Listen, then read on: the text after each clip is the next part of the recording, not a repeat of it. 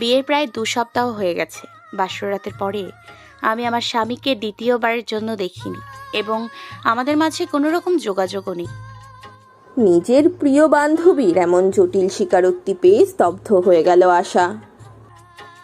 কি বলবে? শিমুর প্রশ্নের বদলে প্রশ্ন করায় কিছুটা রুষ্ট হলো আশা। মেয়েটা চিরকালই এমন, কখনো কিছু পরিষ্কার করে বলে না। দেখ শিমু, তোদের মধ্যে কি কিছু হয়েছে?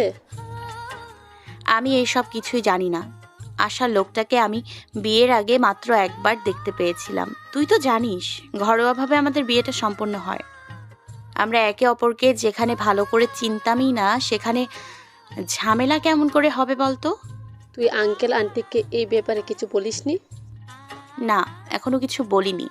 বিয়ের পরে ফিরুনিতে আমার স্বামী না গেলেও আমার শাশুড়ি আমাকে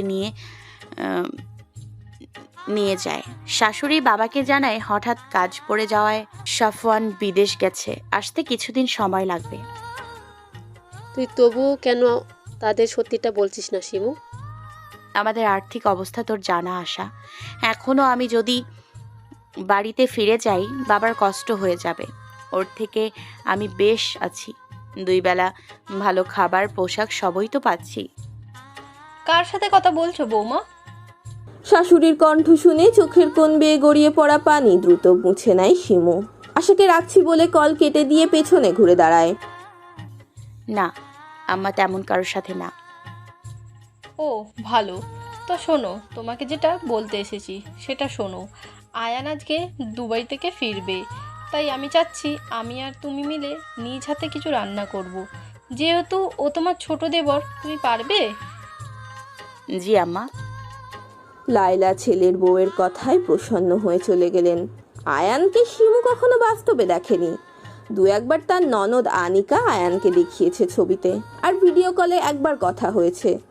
শ্বশুরের ব্যবসার কাজে দুবাই থাকে আয়ানও, তাই এই বিয়েটা হুট করে হয়ে যাওয়ায় সে সেখানে উপস্থিত ছিল না। ব্যাস, আয়ানের ব্যাপারে সে এতটুকুই জানে। শিমু তার কোমর পর্যন্ত চুল হাত খোপা করে মাথায় ওড়না পেঁচিয়ে রান্নাঘরের দিকে ছুটল। যাওয়ার পথে তার দাদি শাশুড়ি রাজিয়া বেগমের সাথে দেখা হলো তার। মহিলা যদিও শিমুকে খুব একটা পছন্দ করেন না, তবুও শ্রদ্ধার খাতিরে শিমু তাকে জিজ্ঞেস করলো, দাদি আপনার কি কিছু লাগবে? রাজিয়া বেগম মুখ কালো করে বললেন, আমার কিছু দরকার নেই, তবে দেখো স্বামীকে পটাতে না পারে দেবরকে পটিও না। মহিলার কথা শুনে এক মুহূর্তেই অন্তর বিষিয়ে উঠল শিমুর। কতটা নীচ মানসিকতার সেটা শিমু বেশ বুঝতে পারলো। রাজিয়া বেগম বিয়ের পরের দিন থেকে কোনো অজানা কারণে তাকে সব সময় কটু কথা শোনায়। নিজের কষ্টকে নিজের বুকে মাটি চাপা দিয়ে রান্নাঘরের দিকে ছুটল শিমু। শাশুড়ির হাতে হাতে কাজ করতে করতে প্রায় সন্ধে লেগে গেল তার। তাই কাজ শেষে ফ্রেশ হতে সে নিজের জন্য বরাদ্দকৃত কক্ষে চলে গেল। প্রায় 30 মিনিট নিয়ে গোসল সেরে মাগরিবের নামাজ পড়ে কিছু বই পড়ছিল শিমু। ভাবি ভাবি, দ্রুত আমার সাথে নিচে চলো, দেখো কে এসেছে। আনিকার কথায় দ্রুত জায়নামাজ ভাঁজ করে আনিকার সাথে নিচে এলো শিমু। যদিও সে জানতো আজকে তার দেবর আসার কথা, কিন্তু দেবরের সাথে নিজের স্বামীকে দেখে ভীষণ অবাক হলো সে। অস্পষ্ট স্বরে বলল, সাফওয়ান। পরিস্থিতি অনেকটা জটিল হয়ে উঠল। চারদিকে গুমোট পরিস্থিতি বিদ্যমান। সকল নিস্তব্ধতাকে ভেঙে দাদি দৌড়ে চলে গেল তার 2 আদরের নাতিদের কাছে। এমনিতে এই মহিলা যদিও ভালো করে হাঁটতে পারেন না, কিন্তু তার আদরের নাতিদের দেখলে তার যেন 10 বছর বয়স কমে যায়। সাফু, আমার কই ছিলি? পরের মায়ার জন্য তুই কেন বাড়ি ছাড়বি? আবারও রাজিয়ার কথায় শিমুর মন তিক্ত হলো। সাফওয়ান চলে যাওয়ার পেছনে সে তো দায়ী নয়, তবে প্রতিবার তাকে কেন দায় দেয় এই মহিলা?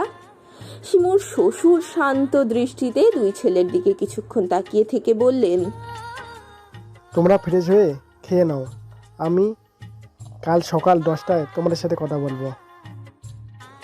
শিমুর শ্বশুর আলফাত শান্ত মস্তিষ্কের একজন ব্যক্তি, তাই তিনি এই জটিল পরিস্থিতি সামাল দেওয়ার জন্য কিছুটা সময় নিলেন।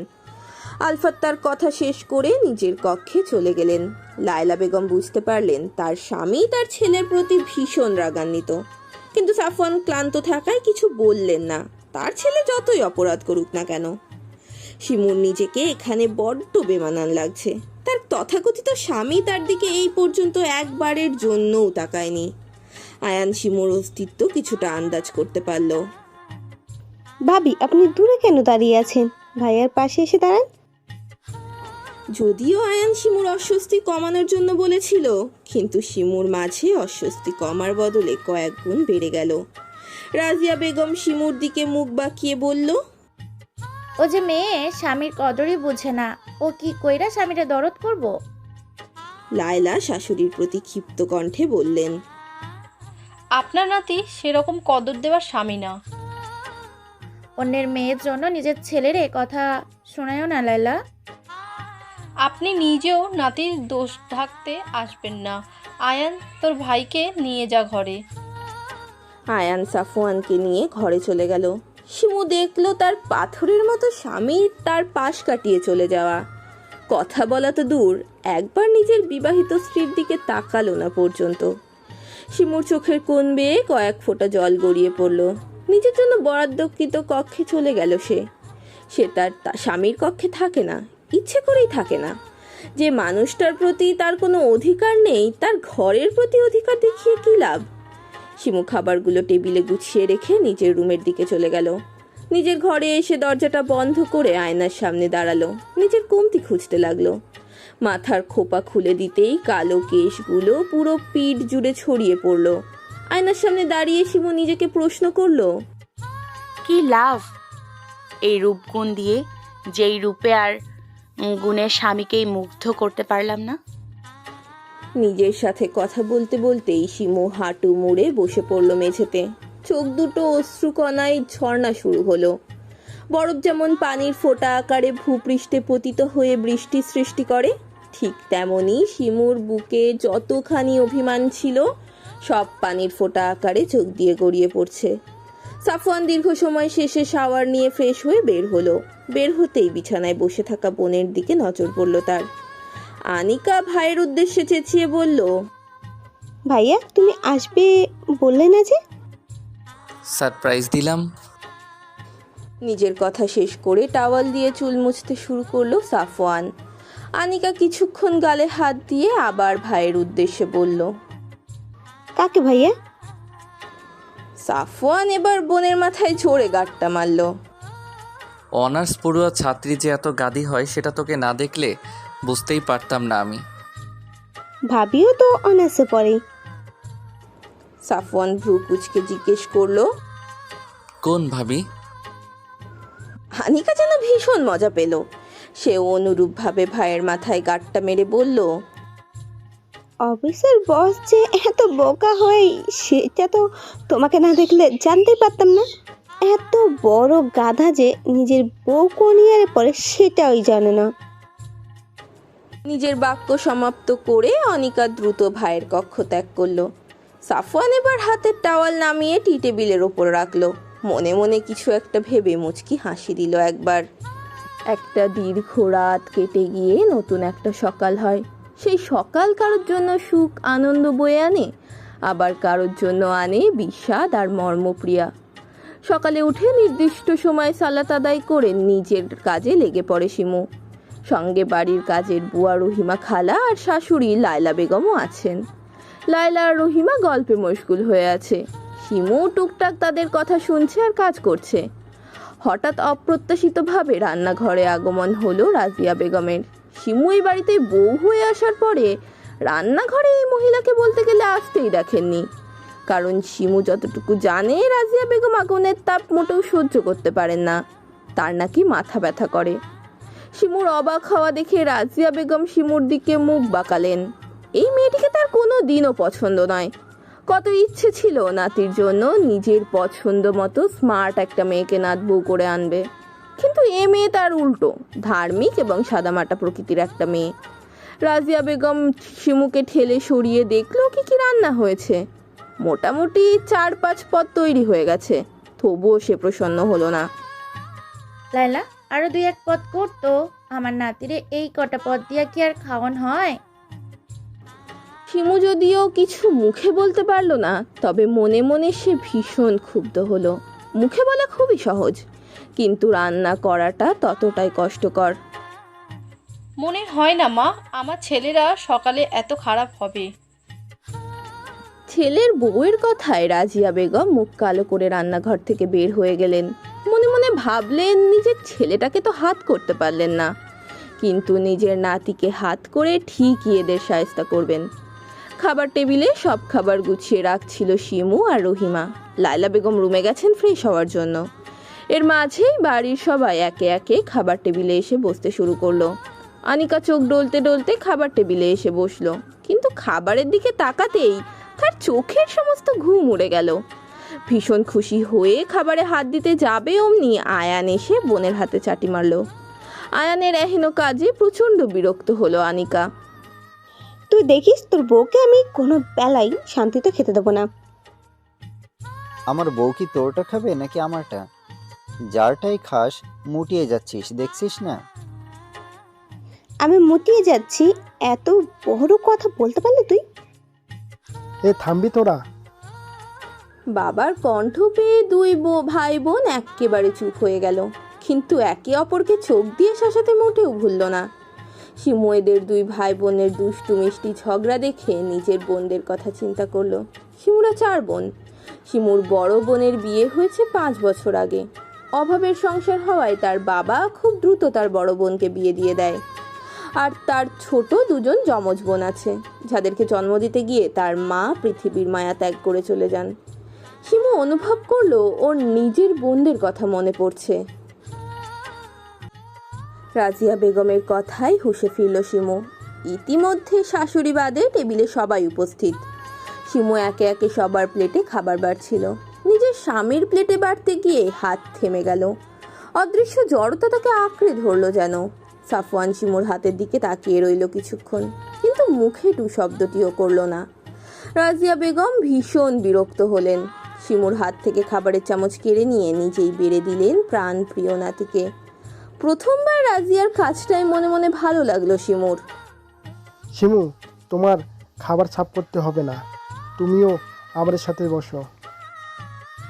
আব্বু আম্মা আসুক, আমরা একসাথেই খেতে বসবো। আলফা তার কিছু বললেন না। নিজের খাওয়া শেষ করে দুই ছেলেকে তার কক্ষে যেতে বলে নিজের কক্ষে প্রস্থান করলেন। শিমু নিজের কক্ষে বসেছিল। প্রয়োজন ছাড়া সে খুব একটা নিজের কক্ষের বাইরে বের হয় না। আসবো ভাবি। শিমু দরজার দিকে তাকিয়ে দেখলো অনিকা এসেছে। মেয়েটা খুবই মিষ্টি স্বভাবের, ব্যবহারও খুব সুন্দর।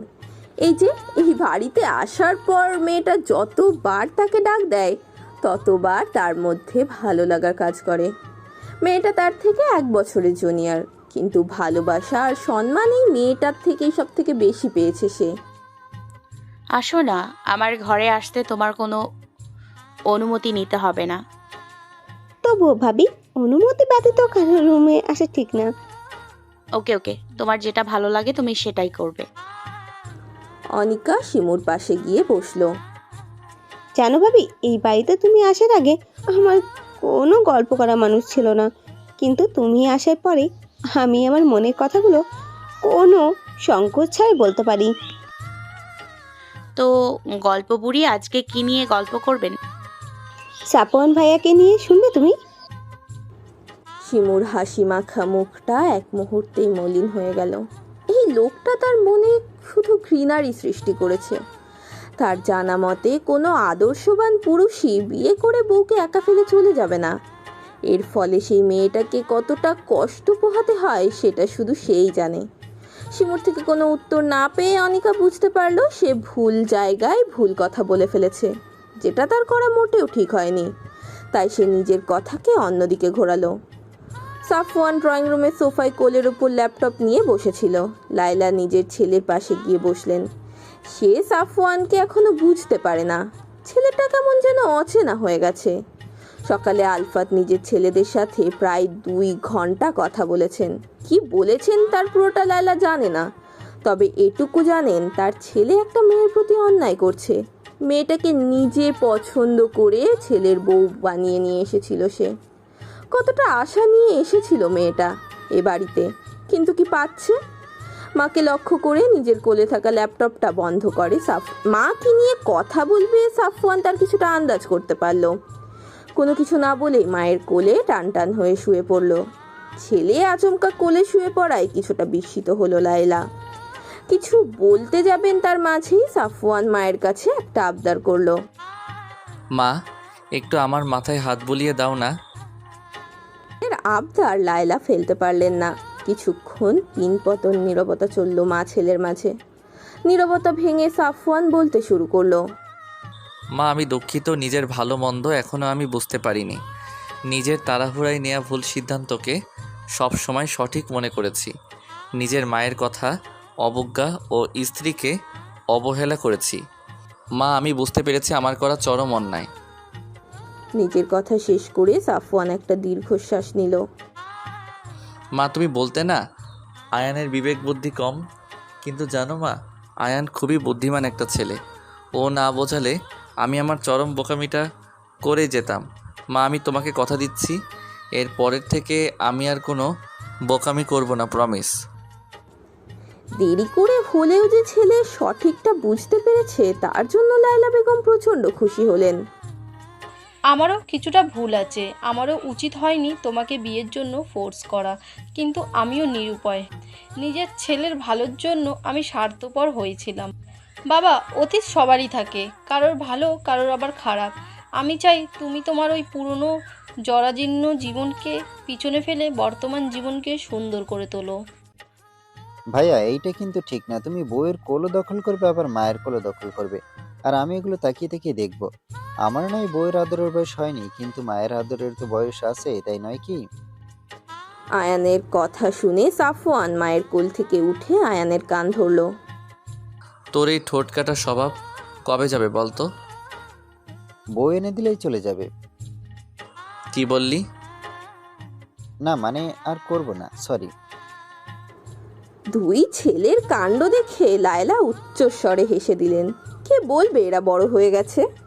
জীবন বড্ড ভয়ঙ্কর, নাটকের চেয়েও নাটকীয়, ভাবনার চেয়েও অভাবনীয়। সময়ের পরিক্রমায় কালো ছায়ায় মোড়া, কিছুটা আশা আর কিছুটা ভ্রম।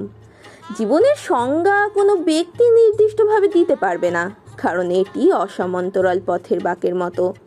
তাই জীবনের সমীকরণকে সহজ ভাবাটা বড্ড অন্যায়। রাতের আকাশ জুড়ে তারারা মিটিমিটি করে আলো জ্বলছে আর অপরূপ সৌন্দর্য ছড়াচ্ছে পুরো পৃথিবী জুড়ে। ছাদে দাঁড়িয়ে থাকা এক তরুণী নিজের ছোট্ট জীবনের জটিল সব সমীকরণ মেলাতে ব্যস্ত, কিন্তু বেলা শেষে সে হতাশ। রাতের শীতল পরিবেশ অনুভব করার জন্য সাফওয়ান আর আয়ান ছাদে এসেছিল। হঠাৎ তাদের দুজনের চোখ পড়ল সাদা ওড়না মাথায় মোড়ানো এক নারী অবয়বের দিকে। আয়ানকে হতে পারে বুঝতে পেরে নিঃশব্দে ছাদ থেকে প্রস্থান করলো। ভাইয়ের উপস্থিত বুদ্ধি দেখে সাফওয়ান মনে মনে বেশ খুশি হয়। এবার পূর্ণ দৃষ্টি দেয় সামনে থাকা নারী অবয়বের দিকে। সেই নারী নিজের ভাবনা নিয়ে এতই বেশি বিভোর যে ছাদে সে ব্যতীত অন্য কেউ উপস্থিত আছে সে সম্পর্কে তার কোনো ধারণাই নেই। সাফওয়ান তার অর্ধাঙ্গিনীর দিকে কিছুক্ষণ তাকিয়ে রইল, অতঃপর মনের সব সংকোচ ভুলে প্রশ্ন করল, এত রাতে ছাদে একা কি করছেন? শিমু প্রথমে পুরুষালী কণ্ঠ পেয়ে কিছুটা ভরকে গেল। মাথা ঘুরিয়ে পেছনে ঘোরাতেই তার নিঃশ্বাস ক্রমশ বেড়ে গেল। হাত পা যেন জড় বস্তুর ন্যায় স্থির হয়ে গেল।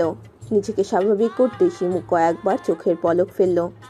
কিছুটা স্বাভাবিক হতেই সাফওয়ানকে নিজের দিকে এগিয়ে আসতে দেখে শিমুর মনে হলো তার বুকের মধ্যে কে যেন ঢাক ঢোল বাজাচ্ছে। সাফওয়ান শিমুর অস্বস্তি কিছুটা বুঝতে পারল, তবুও সে নির্বিকার হয়ে নিজের অর্ধাঙ্গিনীর সামনে এসে দাঁড়ালো। শিমুর নিজেকে কেমন শূন্য শূন্য মনে হচ্ছে সে এখনই ঢলে পড়বে।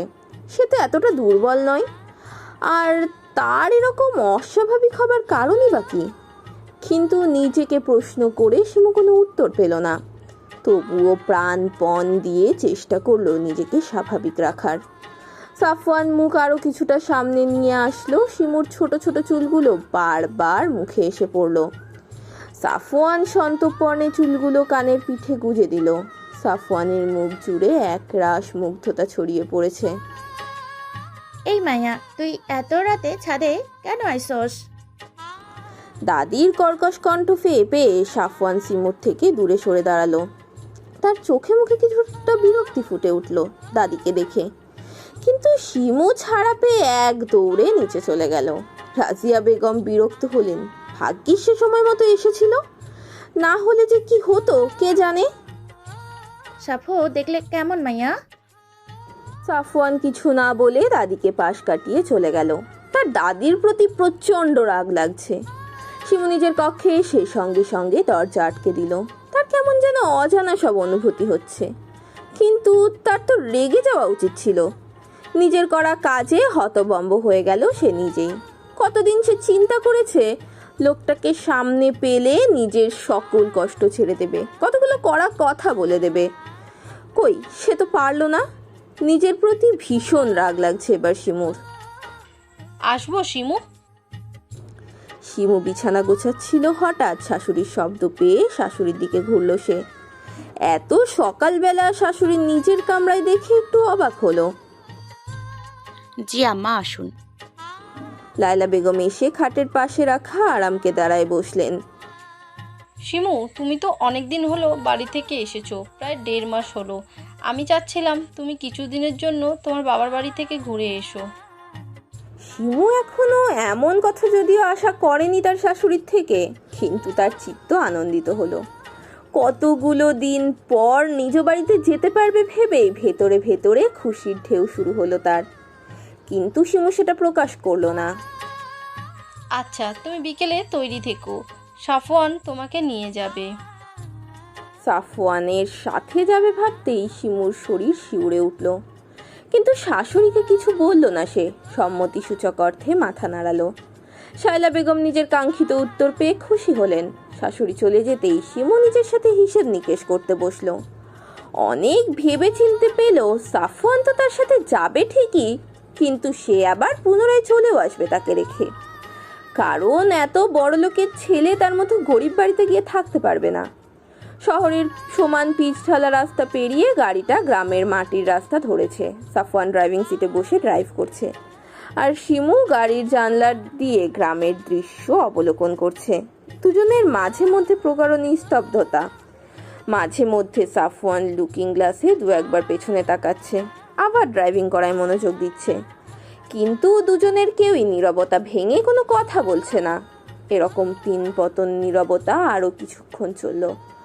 অবশেষে সাফওয়ান শিমুকে জিজ্ঞেস করলো, আপনার গ্রামটা কিন্তু অনেক সুন্দর। শিমু শুধু মুখ দিয়ে উচ্চারণ করলো। আচ্ছা, আপনি কি কথা বলতে পারেন না?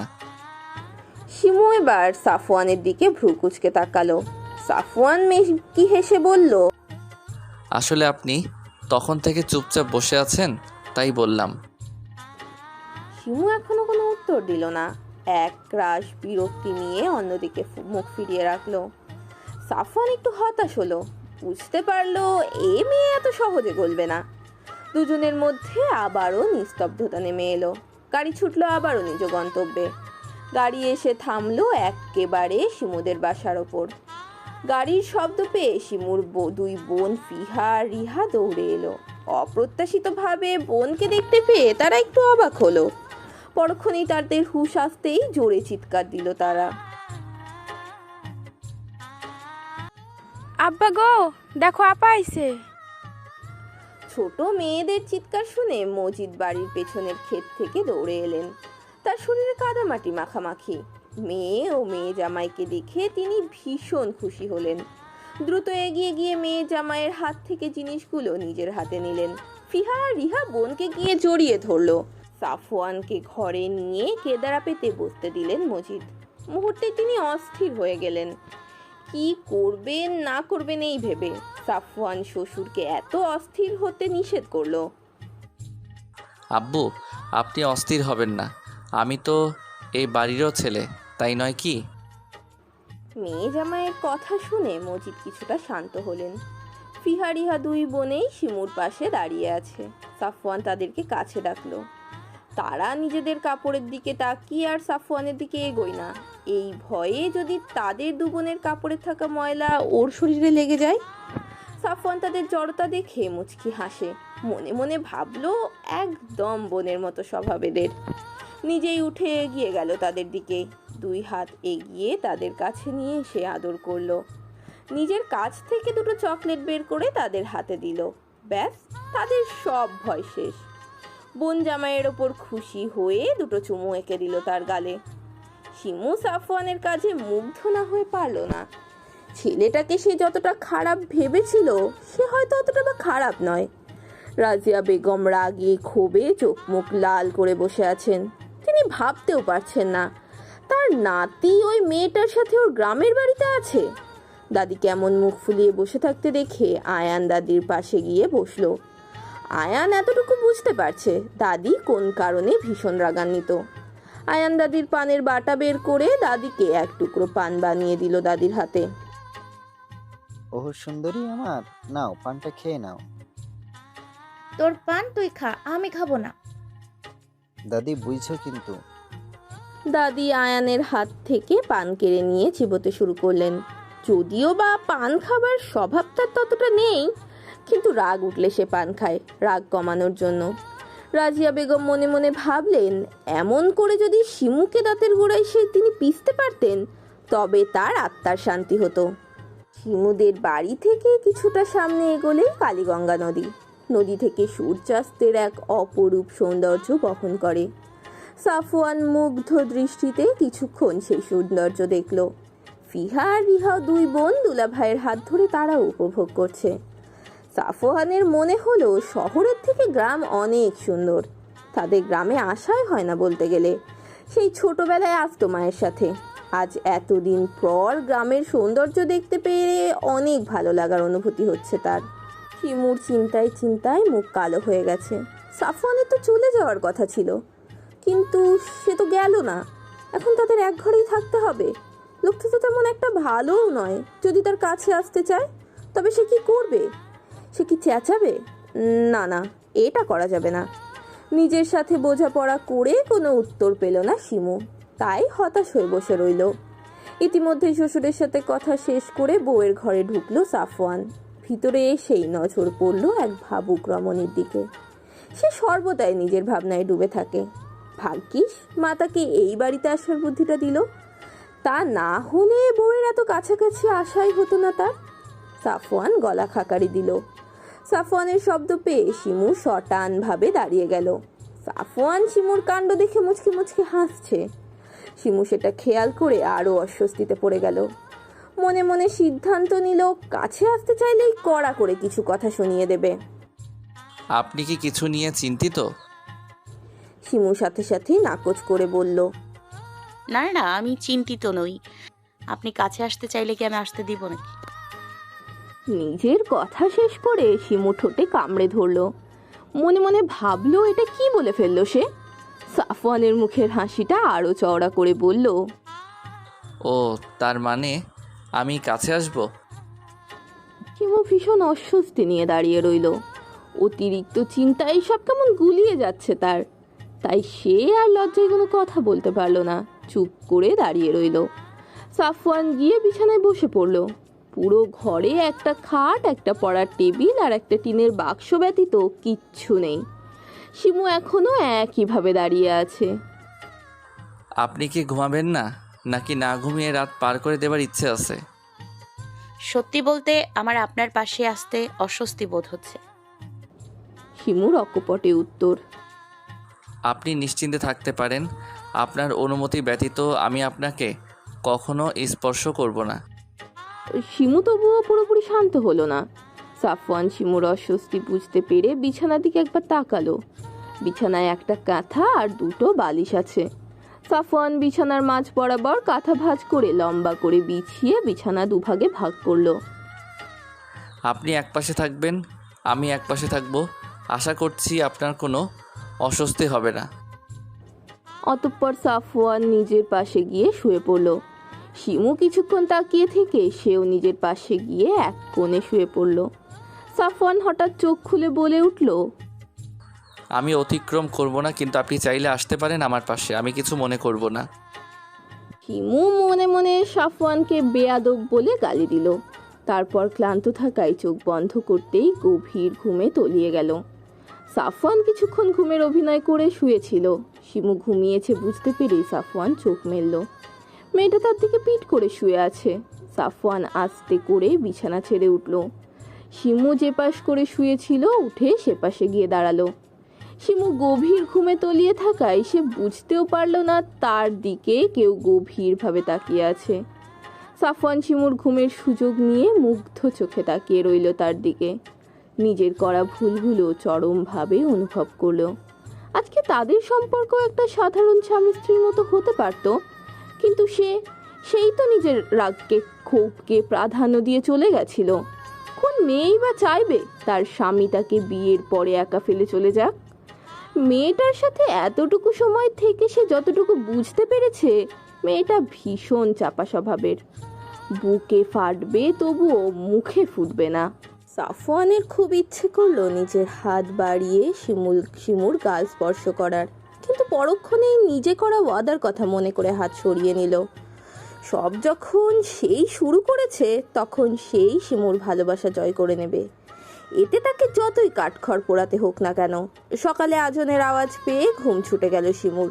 নিজের দিকে তাকাতেই অবাক হলো, তার শরীরে কাঁথা জোড়ানো। সাফওয়ান নিজের নির্দিষ্ট জায়গাতেই ঘুমিয়ে আছে। নিজের স্বামীর দিকে একবার গভীর দৃষ্টিতে তাকালো শিমু।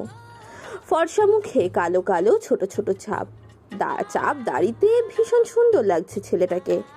কিছুক্ষণ সাফওয়ানের মুখের দিকে তাকিয়ে থেকে কি করছিল বুঝতে পেরেই নিজেকে গালি দিতে দিতে অজু করে ঘর থেকে বেরিয়ে গেল।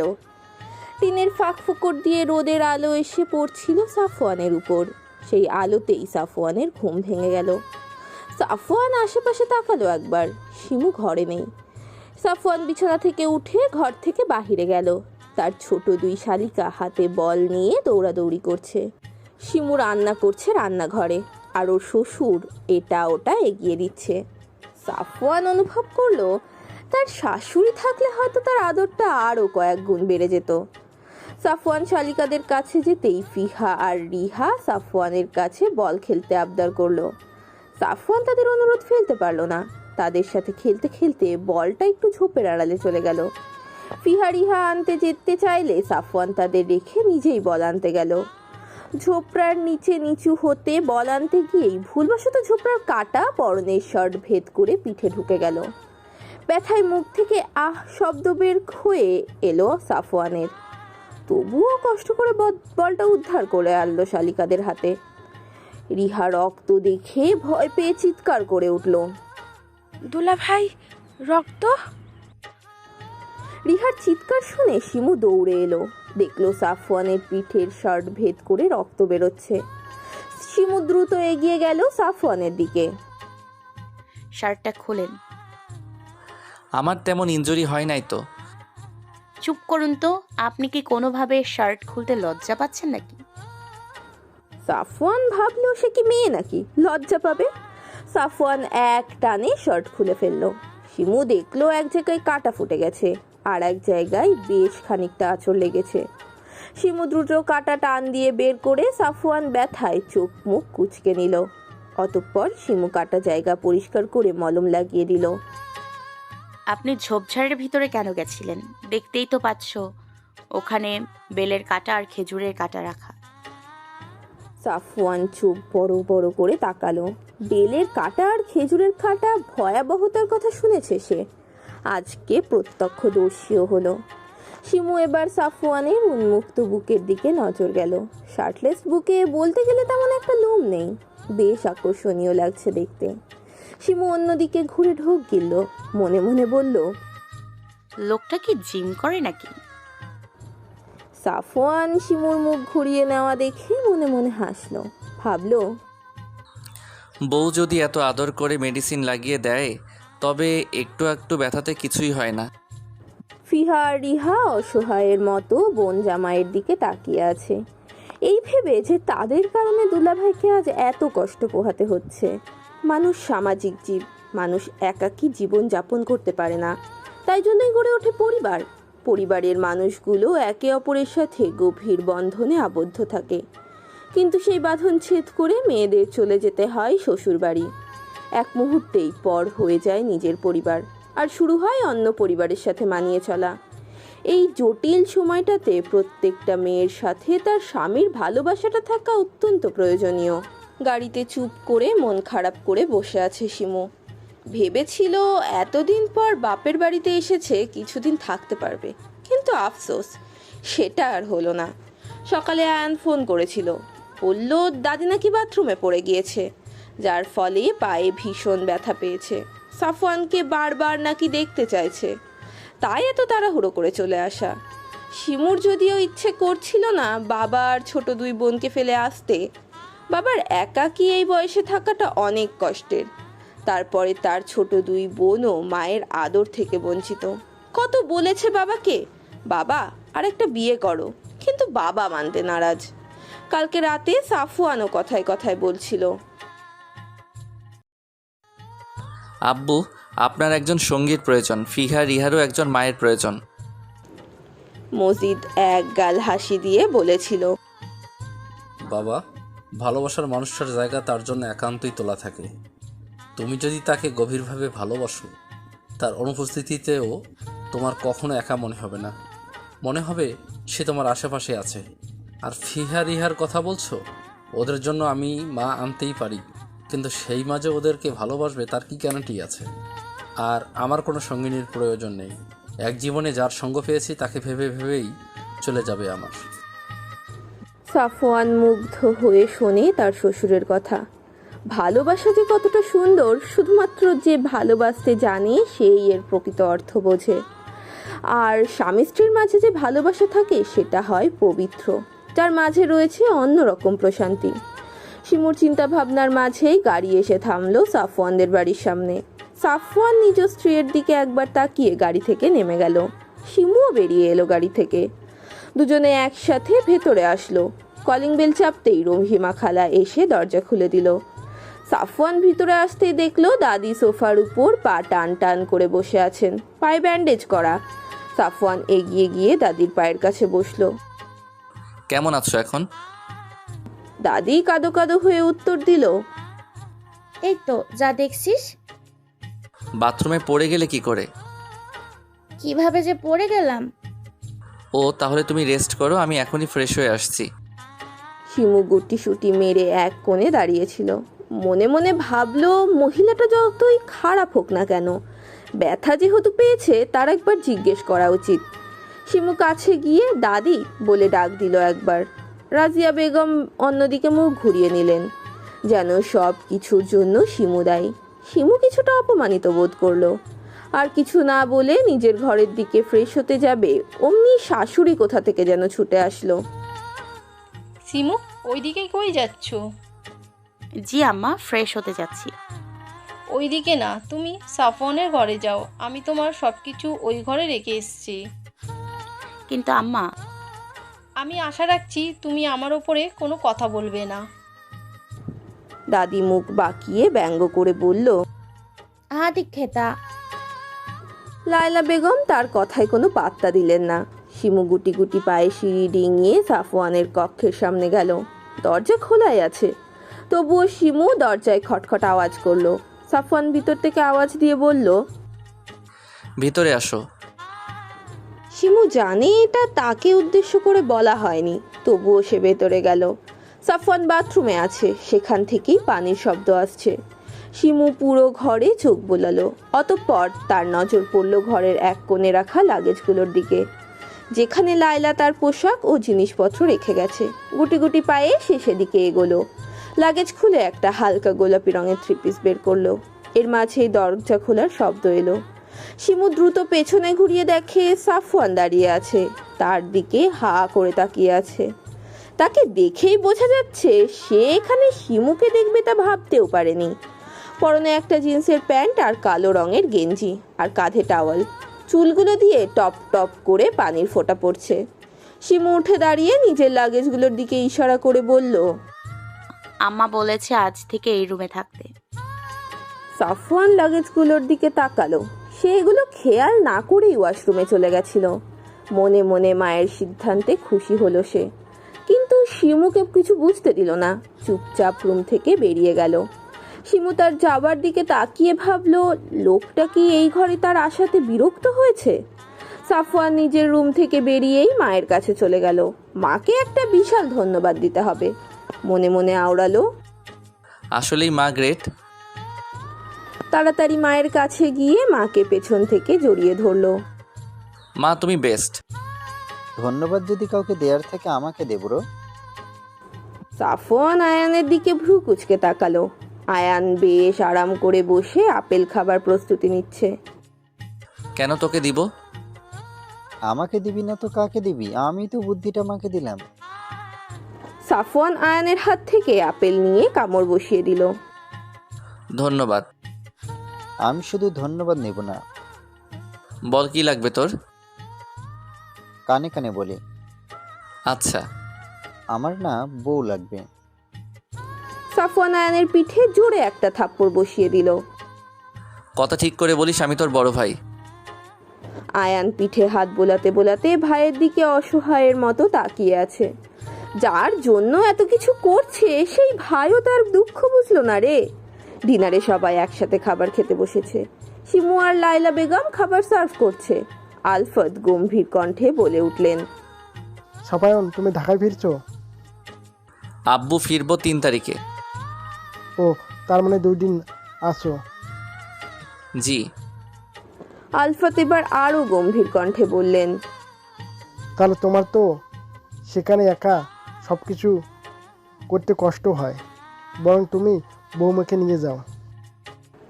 রাজিয়া বেগম খাবার রেখে আলফাতের দিকে বড় বড় চোখ করে তাকালেন। কি বলছিস তুই? আলাফাত, শিমু চলে গেল, বৌমার কষ্ট হবে তো। আলফাত মায়ের দিকে ভ্রু কুচকে তাকিয়ে বললেন, মা লায়লার জন্য রহিমা আর অনিকা আছে, কিন্তু সাপায়ন সেখানে একা থাকে, তাই শিমু গেলে সাপায়নের ভালো হবে। লাইলা মনে মনে খুশি হলেন স্বামীর সিদ্ধান্তে। তার ছেলে আর ছেলের বউয়ের মধ্যেকার সম্পর্ক ঠিক করার জন্য তাদের একত্র থাকা প্রয়োজন। সবাই খুশি হলেও রাজিয়া বেগম মুখ ভার করে বসে রইলেন। আয়ান অনিকা দাদির দিকে তাকিয়ে মিটিমিটি হাসছে। অনিকা আয়ানের কানে কানে বলল, ভাইয়া ভালো হয়েছে, কিন্তু বুড়ি বেশ শিক্ষা হয়েছে। আয়ান দাদির দিকে তাকিয়ে বলে উঠল, দাদি খাচ্ছ না কেন? আয়ানের কথা শুনে দাদির ভাতের লোকমা গালে নিয়ে চিবুতে শুরু করলো। আবারও ছেলের বউয়ের কাছে হেরে গেলেন তিনি। ছেলে নাতি কাউকে তার নিজের বশের করা হলো না। এইসবের মাঝে শিমুর চোখ ছলছল করে দাঁড়িয়ে রইল। সবাই তাকে নিয়ে সিদ্ধান্ত নিল, কিন্তু তার কাছ থেকে জিজ্ঞেস করার প্রয়োজন বোধটুকু করলো না। সাফওয়ান খেতে খেতে শিমুর দিকে তাকালো। শিমুর অবস্থা থেকে বুঝতে পারলো শিমু তার সাথে যেতে চাইছে না। শিমু সকল কাজ শেষ করে সাফওয়ানের রুমে নক করলো। সাফওয়ানের সাথে তার কথা বলা প্রয়োজন। সাফওয়ান ভিতরে আসতে বলায় সে ভেতরে ঢুকলো, কিন্তু রুমের ভেতরে ঢুকে ভীষণ অবাক হলো সে। সাফওয়ান নিজের পোশাকগুলো আলমারির একপাশে রেখে দিচ্ছে। কৌতূহল নিয়ে শিমু জিজ্ঞেস করলো, আপনি আমার জিনিসগুলো একপাশে রাখছেন কেন? সাফওয়ান কোনো প্রতিক্রিয়া না করে এবার শিমুর লাগেজগুলো ধরতে যাবে, অমনি শিমু দৌড়ে গিয়ে সাফওয়ানের হাত সরিয়ে দিল। সাফওয়ান ভ্রু কুচকে তাকিয়ে বলল, কি হলো, হাত সরালেন কেন? আপনি আমার লাগেজ ধরছেন কেন? সাফওয়ান শিমুর থেকে লাগেজ নিয়ে বলল, পোশাক গুছিয়ে রাখবো। সহজ সাবলীল উত্তর দিয়ে সাফওয়ান লাগেজ নিয়ে যায়। শিমু আবার দৌড়ে গিয়ে আটকায়। আপনাকে রাখতে হবে না। কেন? কারণ আমার পোশাক আমিই রাখবো। আমি রাখলে কি সমস্যা বলুন তো? শিমু ভীষণ বিরক্ত হলো, রাগ দেখিয়ে বলল, আপনি বুঝতে পারছেন না, একটা মেয়ের লাগেজে তার কত প্রয়োজনীয় জিনিস থাকে। সাফওয়ান এবার বুঝতে পারলো, তবুও বউকে রাগানোর জন্য বলল, না, আমি কিভাবে বুঝবো? আমি কি মেয়ে নাকি? আপনি বলুন, আমি সব বুঝে নিচ্ছি। শিমু রাগে চোখ মুখ লাল করে লাগেজের ওপর থেকে সাফওয়ানের হাত সরিয়ে দিয়ে বলে, আমার পোশাক আমি গোছাবো। যদি আরেকবার হাত বাড়ান তো হাত পা ভেঙে কাঁধে ঝুলিয়ে দিব। সাফওয়ান এই প্রথম বউকে এত রাগ করতে দেখে আর কথা বলতে দেখে না, অবাকই হলো। কিন্তু শিমু তার সাথে ধীরে ধীরে স্বাভাবিক হচ্ছে বুঝতে পেরে মনে মনে বেশ খুশি হলো। অনিকা নিজের পড়ার টেবিলে বসে স্কেচ করছিল, দুটো চোখের। দরজা খোলাই ছিল। আয়ান চুপি চুপি পায়ে পেছনে এসে বোনকে বলল, কি করছিস পাকনি?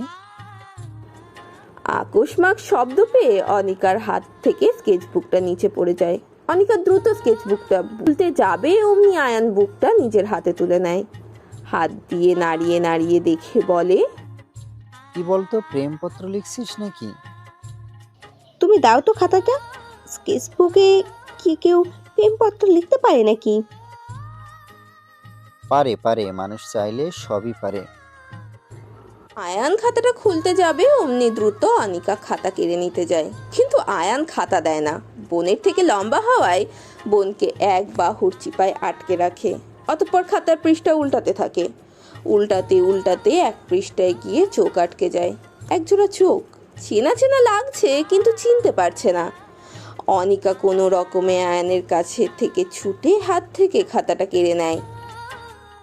ভাইয়া, তুমি যে এমন করে আমাকে জ্বালাও, দোয়া করি তোমার বউ তোমাকে জ্বালিয়ে পুড়িয়ে খাক করে দিক। তা যাই করুক, একটা বউ হলেই চলবে আমার। শিমু সাফওয়ানের মাঝে আজকে রয়েছে বিশাল কোলবালিশ। সাফওয়ানই রেখেছে, এই ভয়ে যদি কিছু হয়ে যায়, যা মেয়ে পরে তার হাত পায়ে ভেঙে দেবে। কেটে গেছে 2 দিন। সাফওয়ান শিমুর চলে যাওয়ার সময় হয়ে গেছে। ইচ্ছে না থাকা সত্ত্বেও শিমুকে যেতে হচ্ছে। শিমুর যাবতীয় জিনিসপত্র গাড়িতে তুলছে ড্রাইভার চাচা। শিমু শাশুড়ির কাছে দাঁড়িয়ে আছে মুখ ভার করে, যেন টুপ করে চোখের জল এক্ষুনি গড়িয়ে পড়বে। অনিকাও মন খারাপ করে দাঁড়িয়ে আছে। তার ইচ্ছে করছে না ভাবিকে যেতে দিতে, কিন্তু ভাই ভাবির মাঝে যে যোজন যোজন দূরত্ব, কমাতে হলে তাদের একত্রে থাকাটা খুবই প্রয়োজনীয়। আয়ান সাফওয়ানের সাথে দুষ্টুমিতে ব্যস্ত। অবশেষে সকলকে বিদায় দিয়ে সাফওয়ান আর শিমু গাড়িতে বসলো। দাদি তাদের যাওয়ার দেখেও কিছু বলল না, শুধু মুখে অন্ধকার নামিয়ে বসে রইল। শিমুর চোখ এবার বাঁধ ভেঙে গেল, চোখ দিয়ে ফোঁটা ফোঁটা পানি পড়ছে, আর ও হাতের সাহায্যে তা মুছে ফেলছে। সাফওয়ান নিজের রুমাল এগিয়ে দিল। শিমু সাফওয়ানের থেকে রুমালটা নিয়ে চোখ পরিষ্কার করলো। মুহূর্তের মাঝেই শিমুর চোখ মুখ লাল হয়ে গেল। প্রায় 3 ঘন্টার রাস্তা। 8 ঘন্টা মতো কান্না করেই ঘুমিয়ে গেল শিমু। সাফওয়ান সন্তর্পণে শিমুর মাথাটা সাফওয়ানের কাঁধে রাখলো। মনে মনে ভাবলো, এই মেয়ের কত রূপ দেখবে সে, কখনো রুদ্রাণী, কখনো কান্নাবতী, আবার কখনো বা শান্ত গভীর নদীর মতো গভীর। এই মেয়ের প্রেমে পড়ার মতো হাজার কারণ আছে তার কাছে, তাই সে একটাও কারণ মিস করবে না। সবগুলো কারণ দেখে তার প্রেম পুকুরে হাবুডুবু খাবে। সাফওয়ানের মনে একটা ইচ্ছে বারবার উকি ঝুঁকি দিচ্ছে। মন চাচ্ছে একবার মেয়েটার গালে নিজের ঠোঁট স্পর্শ করাতে, কিন্তু মস্তিষ্ক বলছে না, এটা করলে তার ওয়াদা ভঙ্গ হবে। মন মস্তিষ্কের সাথে লড়াই করে সে মস্তিষ্ককেই জিতিয়ে দিল। গভীরভাবে তাকিয়ে রইল নিজ স্ত্রীর দিকে। নেই চোখের প্রণয়। যদি শিমু দেখতো, তবে সাফওয়ানকে নির্বিঘ্নে আপন করে নিত। লায়লা বেগম রান্নাঘরে রহিমা খালার সাথে রান্না করছিল। হঠাৎ কলিং বেলের শব্দ হলো। তিনি দ্রুত গিয়ে দরজা খুলে দিতেই দেখলেন আমান আর তার পরিবার দাঁড়িয়ে আছে। এই সন্ধেবেলায় তাদের আসার কারণ বুঝতে পারলেন না তিনি, তবুও ভদ্রতার খাতিরে ভেতরে আসতে বললেন। আমান সম্পর্কে আয়ানের বন্ধু, সে মাঝে মাঝে এই বাড়িতে আসে, কিন্তু বাবা মাকে নিয়ে আসার কারণটা অস্পষ্ট তার কাছে। তাই তিনি তাদের হালকা নাস্তা দিয়ে ওপরে আয়ানকে ডাকতে চলে যান। অনিকার মন খারাপ দেখে আয়ান এটা সেটা বলে বোনকে খুশি করার চেষ্টা করছে। লায়লা অনিকার রুমে আয়ানকে দেখে বললেন, আয়ান, তোমার বন্ধু এসেছে। আয়ান বিস্ময় নিয়ে বলল, এই সন্ধ্যাবেলায়? হ্যাঁ, আমার এসেছে পরিবার নিয়ে। আমানের নাম শুনে অনিকার হার্টবিট ফাস্ট হয়ে গেল। অস্পষ্ট স্বরে বলল, আমান পরিবার নিয়ে চলে এসেছে? আয়ানের বন্ধুর হঠাৎ পরিবার নিয়ে আগমনের কারণটা বোধগম্য হলো না। দ্রুত নিচে গিয়ে আমানকে বলল, দোস্ত, তুই এই সন্ধ্যাবেলা? আমানের শীতল কণ্ঠে উত্তর দিয়ে আশেপাশে চোখ বুলিয়ে আনিকাকে খুঁজল। না, কোথাও নেই। মেয়েটা তাকে পুড়িয়ে পুড়িয়ে শেষ করে দেওয়ার প্ল্যানিং করেছে নাকি? আলফাত এসে আমানের বাবা সিরাজের পাশে গিয়ে বসলেন। ভাই, এই অসময়ে আপনারা এখানে কোথাও যাচ্ছিলেন বুঝি? না ভাই, এখানেই এলাম। আলফাতের ভ্রু কুঁচকে গেল। ভদ্রতা সুলভ মুখে হাসি ফুটিয়ে বলল, হঠাৎ এই পথে কি মনে করে? এখন রোজই আসতে হবে, সম্পর্ক দৃঢ় করতেই এসেছি। আলফাত বিচক্ষণ মানুষ। সিরাজের কথার মানে খুবই দ্রুত বুঝতে পারলেন তিনি। আমানের দিকে একবার গভীরভাবে তাকালেন। আমান বারবার অনিকার রুমের দিকে তাকাচ্ছে। যা বোঝার তিনি বেশ বুঝে গেছেন। বাবা মায়ের একমাত্র ছেলে আমান। আমান ছেলে হিসেবে ভালোই, বর্তমানে সে একজন হার্ট সার্জন। সিরাজও নামকরা ব্যবসায়ী। সব মিলিয়ে তিনি অমত করার সুযোগ পেলেন না। তাই মুখে এক গাল হাসি ফুটিয়ে বললেন, নানামাকে ডাকো আর মিষ্টি নিয়ে আসো। সিরাজও খুশি হলেন। যদিও আমার ডায়াবেটিস আছে, তবে আজকের জন্য মিষ্টি খেলে কিছুই হবে না। আমানের মা কামিনী বেগম স্বামীর দিকে চোখ গরম করে তাকালেন। বউয়ের চোখ গরম দেখে সিরাজ মুখ ছোট করে বললেন, অল্প করেই খাবো। সিরাজের কথা শুনে উপস্থিত সবাই হেসে দিলেন। আয়ান বন্ধুর চোখের দিকে গভীরভাবে তাকিয়ে মনে মনে আওড়ালো, আমার বোনের সাথে শালা তুই এত কিছু করলি, আমি জানলাম না। আলফাত সাহেব লায়লাকে বলল, লায়লা, তুমি একটু অনিকাকে নিয়ে আসছো তো। আনিকার নাম শুনে আমানের চিত্ত পুলকিত হলো। আয়ান চুপচাপ বসে আমানের কাণ্ড কারখানা দেখছে। কলেজ জীবনের একটা কথা মনে পড়ে গেল তার। তখন আয়ান আর আমান সবে ইন্টার ফার্স্ট ইয়ারে পড়ে। আমানকে যেই মেয়েই পছন্দ করে না কেন, আয়ান তাকে ঠিক পটিয়ে নিত। এমনকি শায়লা নামের একটা মেয়েকে আমানের অনেক ভালো লেগেছিল। বন্ধুকে সে এই ব্যাপারে জানালে আয়ান সেই মেয়েকে নিজ দায়িত্বে নিজের প্রেমিকা বানিয়ে নেয়। তাই আমান সেদিন আয়ানকে রাগ করে বলেছিল, আমি এমন কাউরে গপ বানাবো দেখিস, তুই লাইন মারা তো দূরে থাক, আমার সাথে তাকে দেখেই লজ্জা পাবি। আমান সত্যিই সেটা করেছে। তার নিজের বোনকেই প্রেমিক হয়ে দেখিয়েছে। আয়ানের আকাশ পাতাল চিন্তার মাঝেই ড্রয়িং রুমে লায়লা অনিকাকে নিয়ে আসলো।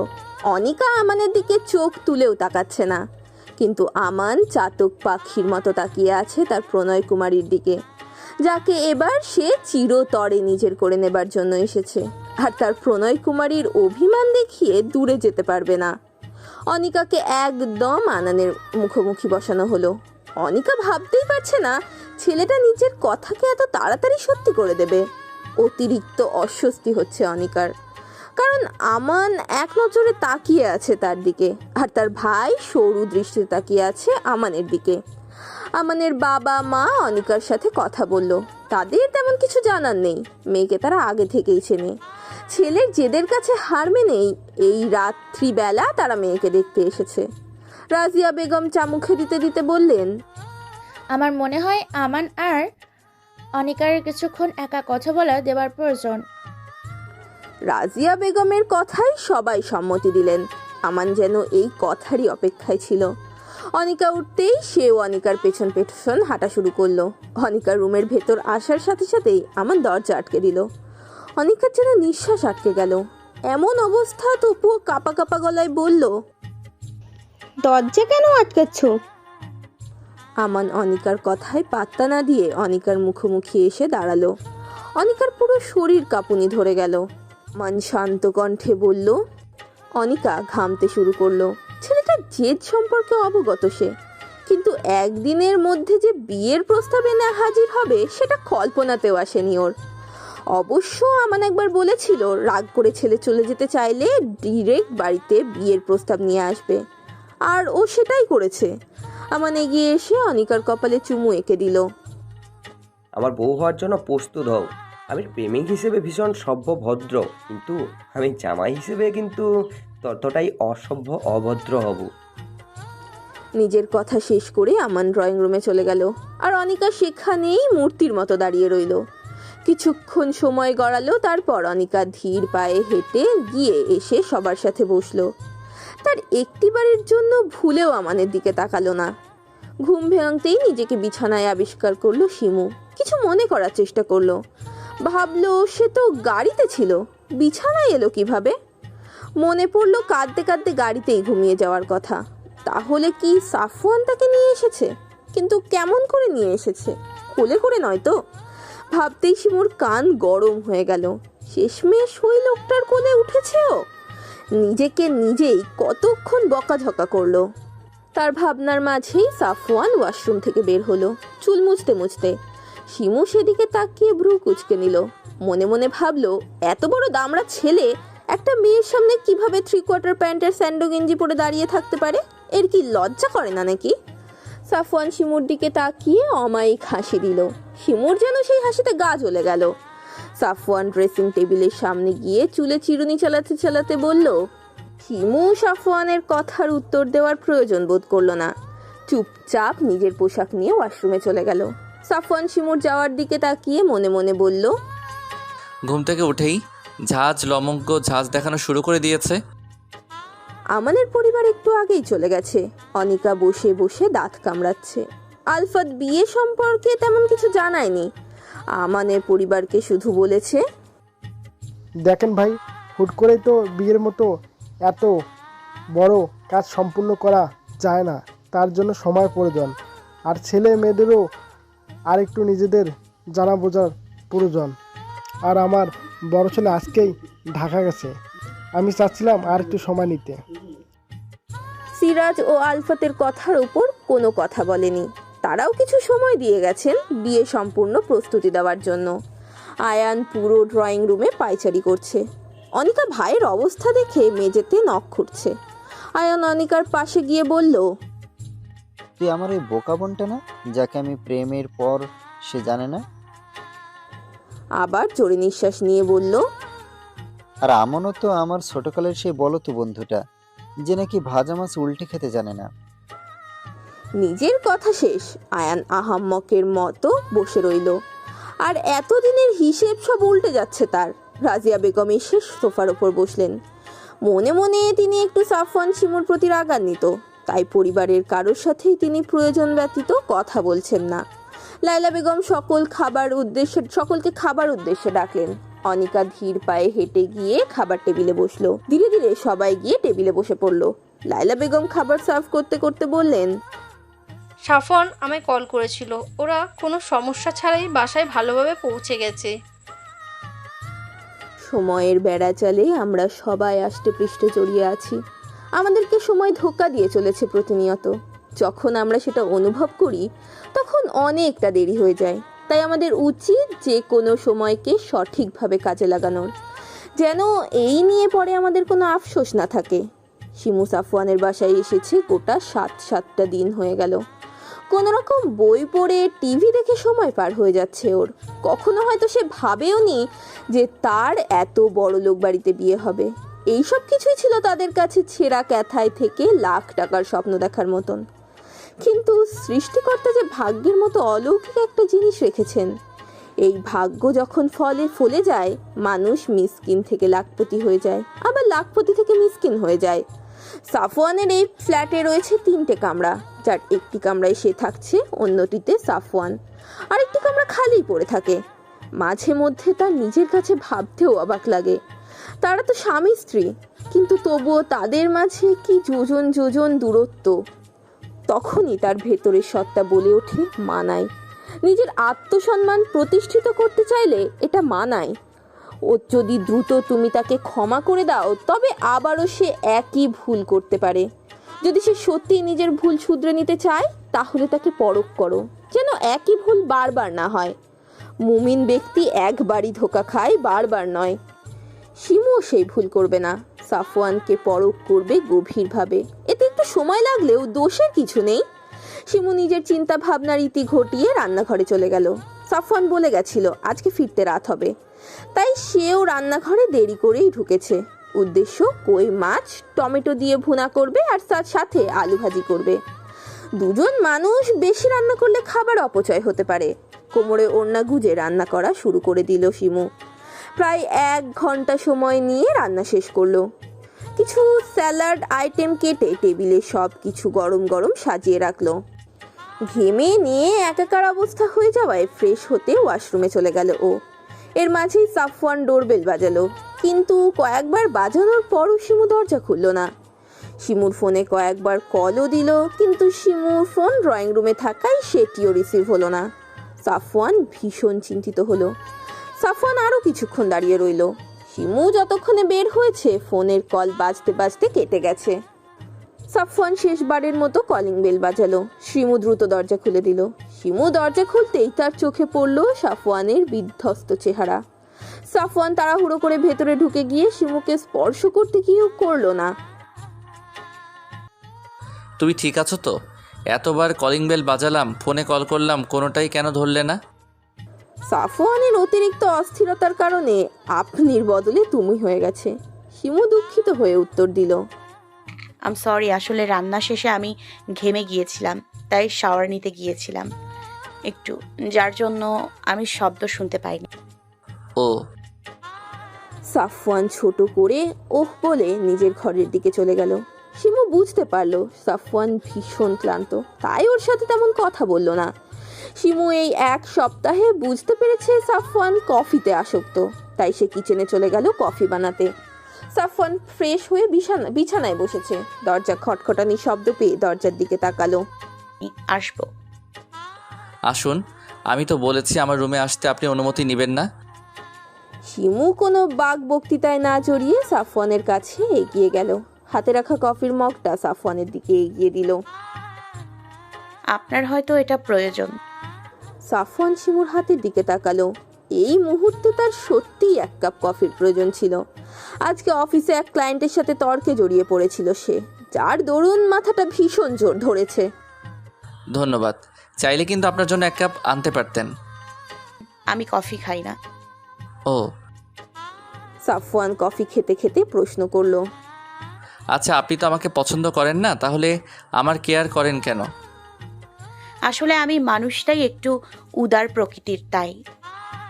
সাফওয়ান মুচকি একটা হাসি দিয়ে বলল, কতটা উদার দেখতেই পাচ্ছি।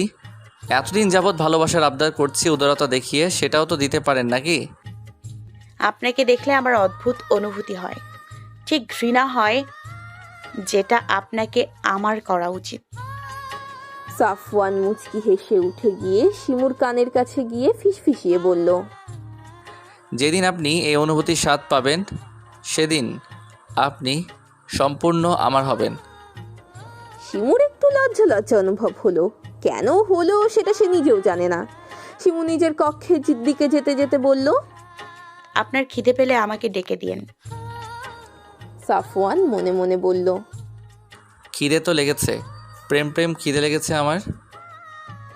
এত রাতে আমানের ফোন দেখে অনিকা অবাক হলো। ছেলেটা দিন দিন বেপরোয়া হয়ে উঠছে। আগে এরকম ছিল না।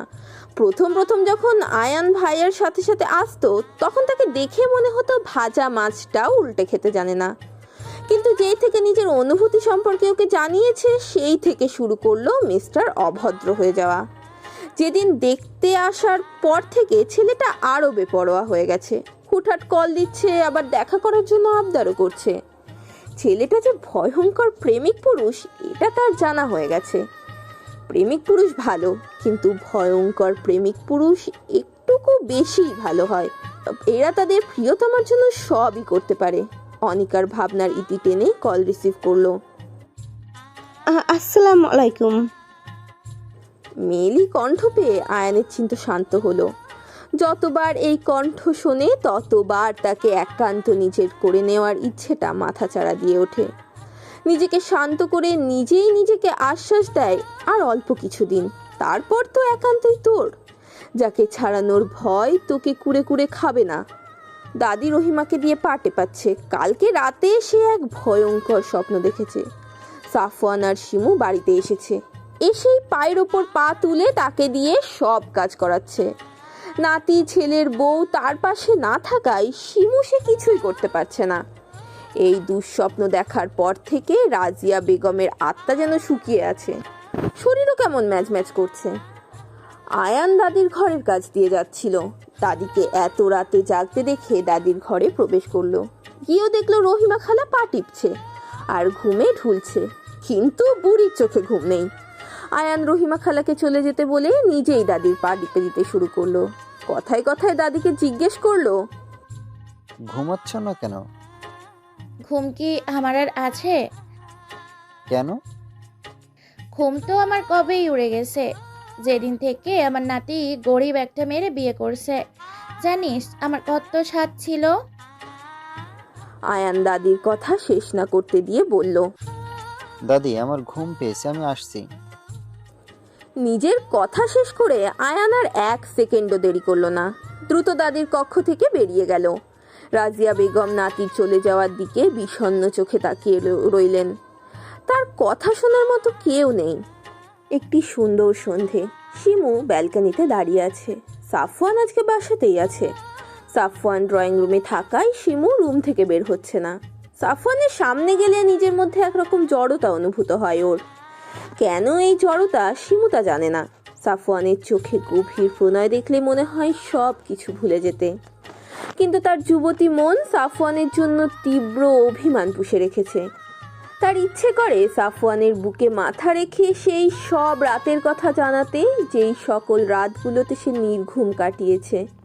তার জানাতে ইচ্ছে হয় মানুষের কথার দ্বারা কতখানি অপমান মুখ বুজে সহ্য করেছে সে, কিন্তু অতিরিক্ত চাপা স্বভাবের হওয়ায় ও এগুলোর কিছুই করতে পারে না। অতিরিক্ত অভিমানে 2 চোখ ভেঙে জল পড়তে শুরু করলো। এক পর্যায়ে মেঝেতে পা ভেঙে বসে পড়লো শিমু। সাফওয়ান আজকে পরিপূর্ণভাবে নিজেকে ধাতস্থ করে নিয়েছে। শিমু তার কাছে এসেছে গোটা 1 মাস হয়ে গেল, কিন্তু তাদের সম্পর্কের বিশেষ কোনো উন্নতি হয়নি।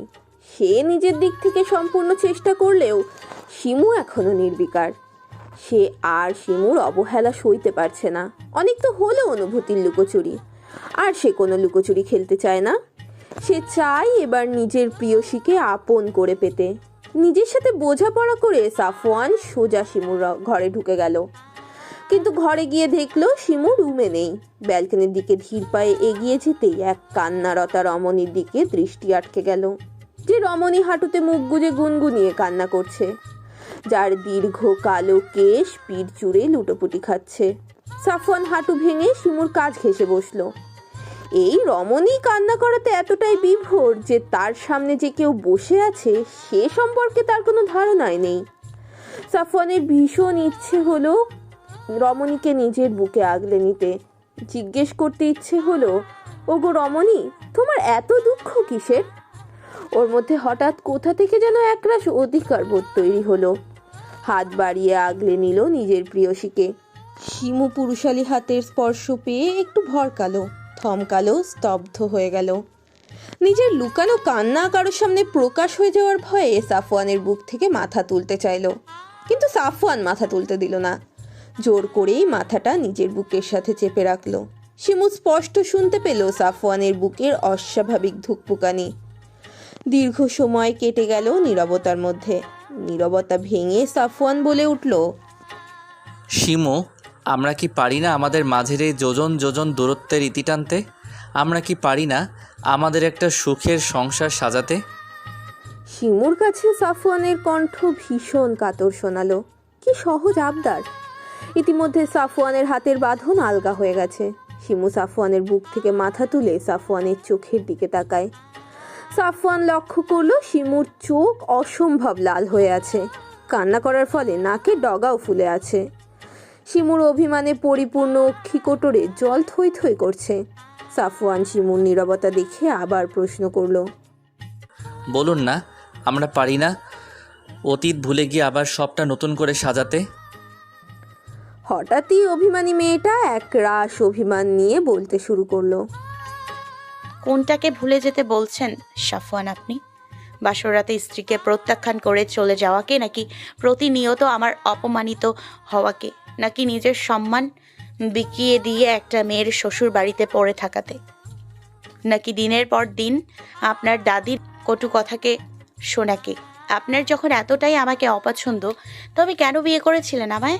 প্রতিনিয়ত আপনার আত্মীয়রা, প্রতিবেশীরা আমাকে ঠাট্টা তামাশা করতো, আম্মা আড়াল করতো, কিন্তু আমি টের পেয়েই যেতাম। শিমু কিছুক্ষণ থেমে আবারও বলতে শুরু করলো, আপনি কি কখনো চিন্তা করেছেন বিয়ের রাতে একটা মেয়ে কতটা আশার স্বপ্ন বুকের মাঝে পুষে রাখে? কিন্তু সেদিন আপনি এলেন না। আমি পুরো রাত আপনার জন্য বসেছিলাম।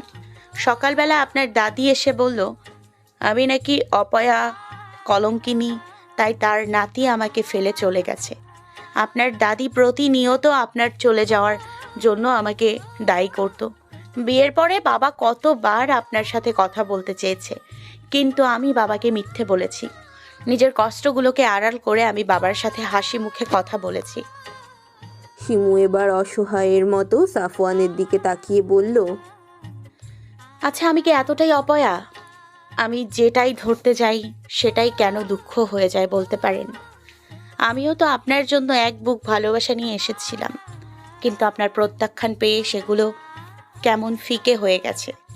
আমিও চাই সব ঠিক করে নিতে, কিন্তু আমার ভয় হয় সব ঠিক করে নিতে, কিন্তু আমার ভয় হয় যদি আপনি আবারও আমাকে ছেড়ে চলে যান।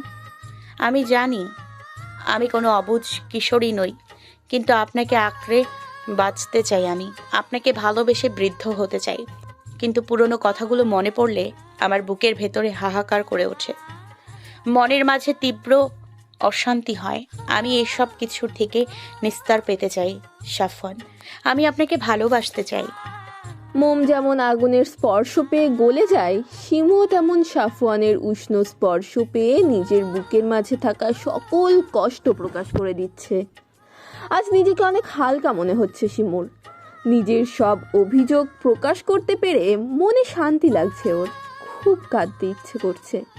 সাফওয়ান শিমুকে আবারও নিজের বুকের মাঝে আগলে নিল। শিমু আবারও কাঁদতে শুরু করলো। এই কান্না যেন দীর্ঘকালের অভিমানের পাহাড় ধসে পড়ার কান্না। সাফওয়ান শিমুর সমস্ত অভিযোগ মন দিয়ে শুনছে। নিজের করা ভুলের জন্য সে সত্যিই ভীষণ অনুতপ্ত। নিজের রাগ জেদকে প্রাধান্য না দিলে হয়তো আজকে মেয়েটার এই পাহাড় সমান অভিমান তাকে দেখতে হতো না। তাদের ভালোবাসাময় একটা সংসার হতো এতদিনে। সাফওয়ান শিমুর মাথা তুলে নিজের দিকে ঘোরালো। শিমু কাঁদতে কাঁদতে অবস্থা খারাপ করে ফেলেছে নিজের। সাফওয়ান একটা দীর্ঘশ্বাস ফেলে বলতে শুরু করলো, আমি আপনার সাথে অনেক অনেক অন্যায় করেছি, আমি জানি। আমি সেগুলোকে শুধরে নিতে চাই। আমার এই ভুলগুলো শুধরে নেবার জন্য আমি আপনার থেকে একটা সুযোগ চাই। দয়া করে আমাকে ফেরাবেন না। সাফওয়ান আবারও কাতর স্বরে বলল, আমি গ্রামে বিয়ে করার জন্য মোটেই রাজি ছিলাম না, কিন্তু মায়ের কথায় এক প্রকার বাধ্য হই মায়ের কথা রাখতে। মা আমাকে ইমোশনাল ব্ল্যাকমেল করতে থাকে, আবার আমার বন্ধুরাও আমাকে নিয়ে ঠাট্টা তামাশা করতে শুরু করে। এদিকে মা বাবার চাপ, অন্যদিকে বন্ধুদের ঠাট্টা, সব মিলিয়ে আমি অতিষ্ঠ হয়ে পড়েছিলাম। মায়ের কথা রাখতে আপনাকে বিয়ে করলাম ঠিকই, কিন্তু আপনাকে মেনে নিতে আমার ভীষণ কষ্ট হচ্ছিল। আপনি জানলে অবাক হবেন, আমি আপনাকে বিয়ের আগে একবারের জন্য দেখিও নি। কবুল বলার পরেই আমি বিয়ের আসর ছেড়ে চলে এসেছিলাম। আপনার বাবা আমাকে আটকাতে গেলে আমি তাকে বলেছিলাম আমার জরুরি কাজ পড়ে গেছে। আপনার বাবা সেটা বিশ্বাসও করে নিয়েছিল, হাসি মুখে বিদায় দিয়েছিলেন আমাকে। মা ওই দিকটা সামনে নিয়েছিল সেদিন, তাই কোনো ঝামেলা হয়নি। নিজের সাথে অনেক বোঝাপড়ার পর সিদ্ধান্ত নিলাম। মা আমাকে জোর করে বিয়ে করিয়েছে, কিন্তু আমি চাইলে সংসার নাও করতে পারি। নিজের জেদকে প্রাধান্য দিয়ে ঢাকায় চলে এসেছিলাম। ঢাকায় এসেই মাকে বলেছিলাম আমি আপনার সাথে সংসার করতে চাই না। সেই দিনের পর থেকে টানা 2 মাস আমার সাথে মায়ের কোনো যোগাযোগ ছিল না। এর মাঝেই আয়ান এলো আমার বাসায় হুট করে। ওকে দেখে আমি অবাকই হই। ও আমাকে আমার ভুলগুলো সম্পর্কে অবগত করে। ইতিপূর্বে আপনার কথা মনে পড়লেও আমি আমার জেদকেই প্রাধান্য দিয়েছি। আয়ান যখন আপনার সাথে আমার করা অন্যায়গুলোর সম্পর্কে ধারণা দিল, তখন আমি বুঝতে পারলাম নিজের জেদের বশে আমি আমার স্ত্রীকে কতটা কষ্ট দিয়েছি। ধীরে ধীরে আমার চিন্তাধারা বদলালো। আপনার প্রতি আমার অনুভূতি কাজ করতে শুরু করলো। আয়ানকে আমাকে আশ্বস্ত করলো সব ঠিক হয়ে যাবে। আমিও নিজের করা ভুলগুলোর জন্য আপনার কাছে ক্ষমা চাইতে মরিয়া হয়ে উঠলাম। আয়ানের সাথে গেলাম বাড়িতে, যে সম্পর্কে বাড়ির কেউ কিছুই জানতো না। যাবার পরের দিনই বাবা আমাকে আলাদা ডেকে নিয়ে অনেক বকাঝকা করলেন। বাবাকে কোনো রকম আয়ান সামনে নিল। বাবাও শান্ত হলেন। আমি তারপর থেকে নিজের সবটা দিয়ে চেষ্টা করছি নিজের ভুল শুধরে নেবার। আপনি কি আমাকে এখনও ক্ষমা করবেন না শিমু? আমি সত্যি চাই আপনার সাথে জীবনের শেষ মুহূর্ত পর্যন্ত কাটাতে। আমি আপনাকে ভালোবেসে ফেলেছি শিমু। সাফওয়ানের কণ্ঠ এবার আরও অসহায় হয়ে উঠল, বলে উঠল, আমি তো ভুল করেছি, আমি জানি। সেই জন্য আমি ভীষণভাবে অনুতপ্ত। আমি আর এই অপরাধ বোধ নিয়ে বাঁচতে চাই না। আপনি দয়া করে আমাকে এই অপরাধ বোধ থেকে মুক্তি দিন। একটি বিষাদময় রাতের শেষে একটি সুন্দর প্রভাতের আগমন, যে প্রভাত মুছে দেবে হয়তো বিষাদের ঘনঘাটা। প্রভাতের সেই মিষ্টি আলো পৌঁছে যাবে সব আনাচে কানাচে, জাগাবে হয়তো কোনো এক প্রেমিক পুরুষের জন্য তার প্রেমিকার হৃদয়ে প্রেম। ভেঙে যাবে হয়তো পাহাড় সমান অভিমানের বাধা। সূর্যের মিষ্টি আলো চোখে পড়তেই ঘুম ছুটে গেল সাফওয়ানের। চোখ খুলতেই নিজের বুকে প্রেয়সীকে আবিষ্কার করে তার চিত্ত পুলকিত হলো। হৃদয় জানান দিল, এবার বুঝি প্রেয়সীর অভিমান ভাঙবে। এই প্রথম তারা দুজন এত কাছে পুরো একটি রাত কাটিয়ে দিল। অভিমান বিলাস করলো দুজনে মিলে। মৃদু শব্দে সাফওয়ান শিমুকে ডাক দিল। উঠুন, সকাল হয়েছে। সাফওয়ানের ডাকে ঘুম ছুটে গেল শিমুর।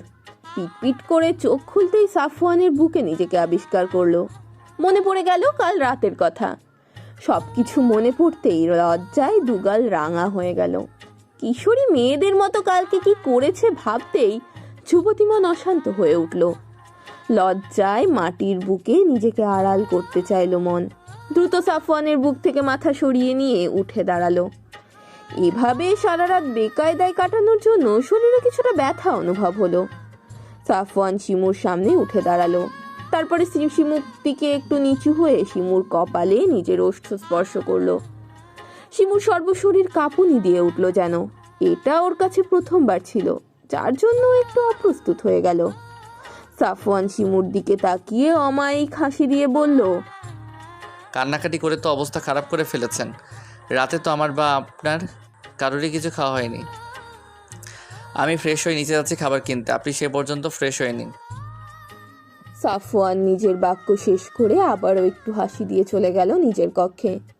শিমুর মনে হলো আজ তার কাছে সাফওয়ানকে অনেক বেশি ভালো লাগছে। এই যে তার এই মিষ্টি হাসিটা যেন একদম হৃদয়ে গিয়ে লেগেছে। নিজেকেও ভীষণ হালকা লাগছে ওর। সাফওয়ানের এই হাসিটা দেখার জন্য যুগ যুগ বাঁচতে ইচ্ছে করছে। আয়ান আর আলফাত প্রাতঃভ্রমণ শেষ করে বাসায় ফিরেছে মাত্র। রাজিয়া বেগম তাদের কাছে 2 গ্লাস পানি নিয়ে এসে বসলেন। আলফাতের দিকে 1 গ্লাস পানি এগিয়ে দিতে দিতে বললেন, আমার মনে হয় বিয়ে নিয়ে এবার আমাদের পরিবারের সাথে কথা বলা দরকার। মা ঠিকই বলেছেন। এবার আমাদের এই বিষয় নিয়ে এগানো প্রয়োজন। আর সাপায়নকেও এই ব্যাপারে আজকে জানাবো। কি বলো আয়ান? আব্বু, আপনি ভাইয়ের সাথে কথা বলুন। অনিকা আড়াল থেকে সব কথা শুনে নিজের কক্ষের দিকে দৌড়ে চলে গেল। তার ভীষণ লজ্জা লাগছে। অবশেষে তার প্রণয় কুমার তার হবে ভাবতেই সারা শরীর জুড়ে অদ্ভুত শিহরণ হচ্ছে। নিজের কক্ষে রাখা ড্রেসিং টেবিলের সামনে গিয়ে লাল ওড়না দিয়ে মুখ ঢেকে দেখলো কেমন লাগে। বধূ বেশে নিজেকে কল্পনা করতেই 2 গাল রক্তিম আভা ছড়িয়ে পড়ল।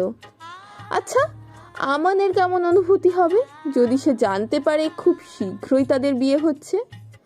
না না, সে আর ভাবতে পারছে না। লজ্জায় আড়ষ্ট হয়ে যাচ্ছে বারবার। সাফওয়ান আজকে নিজের কর্মক্ষেত্র থেকে দ্রুত প্রস্থান করে শপিং মলের উদ্দেশ্যে বেরিয়ে পড়েছে। বউকে তার তেমন কিছুই দেওয়া হয়নি।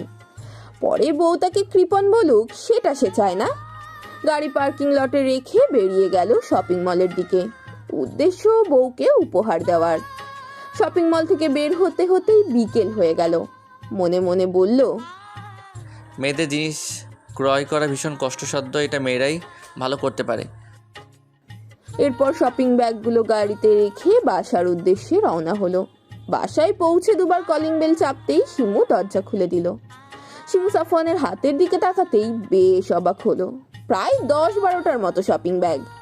সাফওয়ান শিমুর দিকে ব্যাগগুলো এগিয়ে দিয়ে বলল।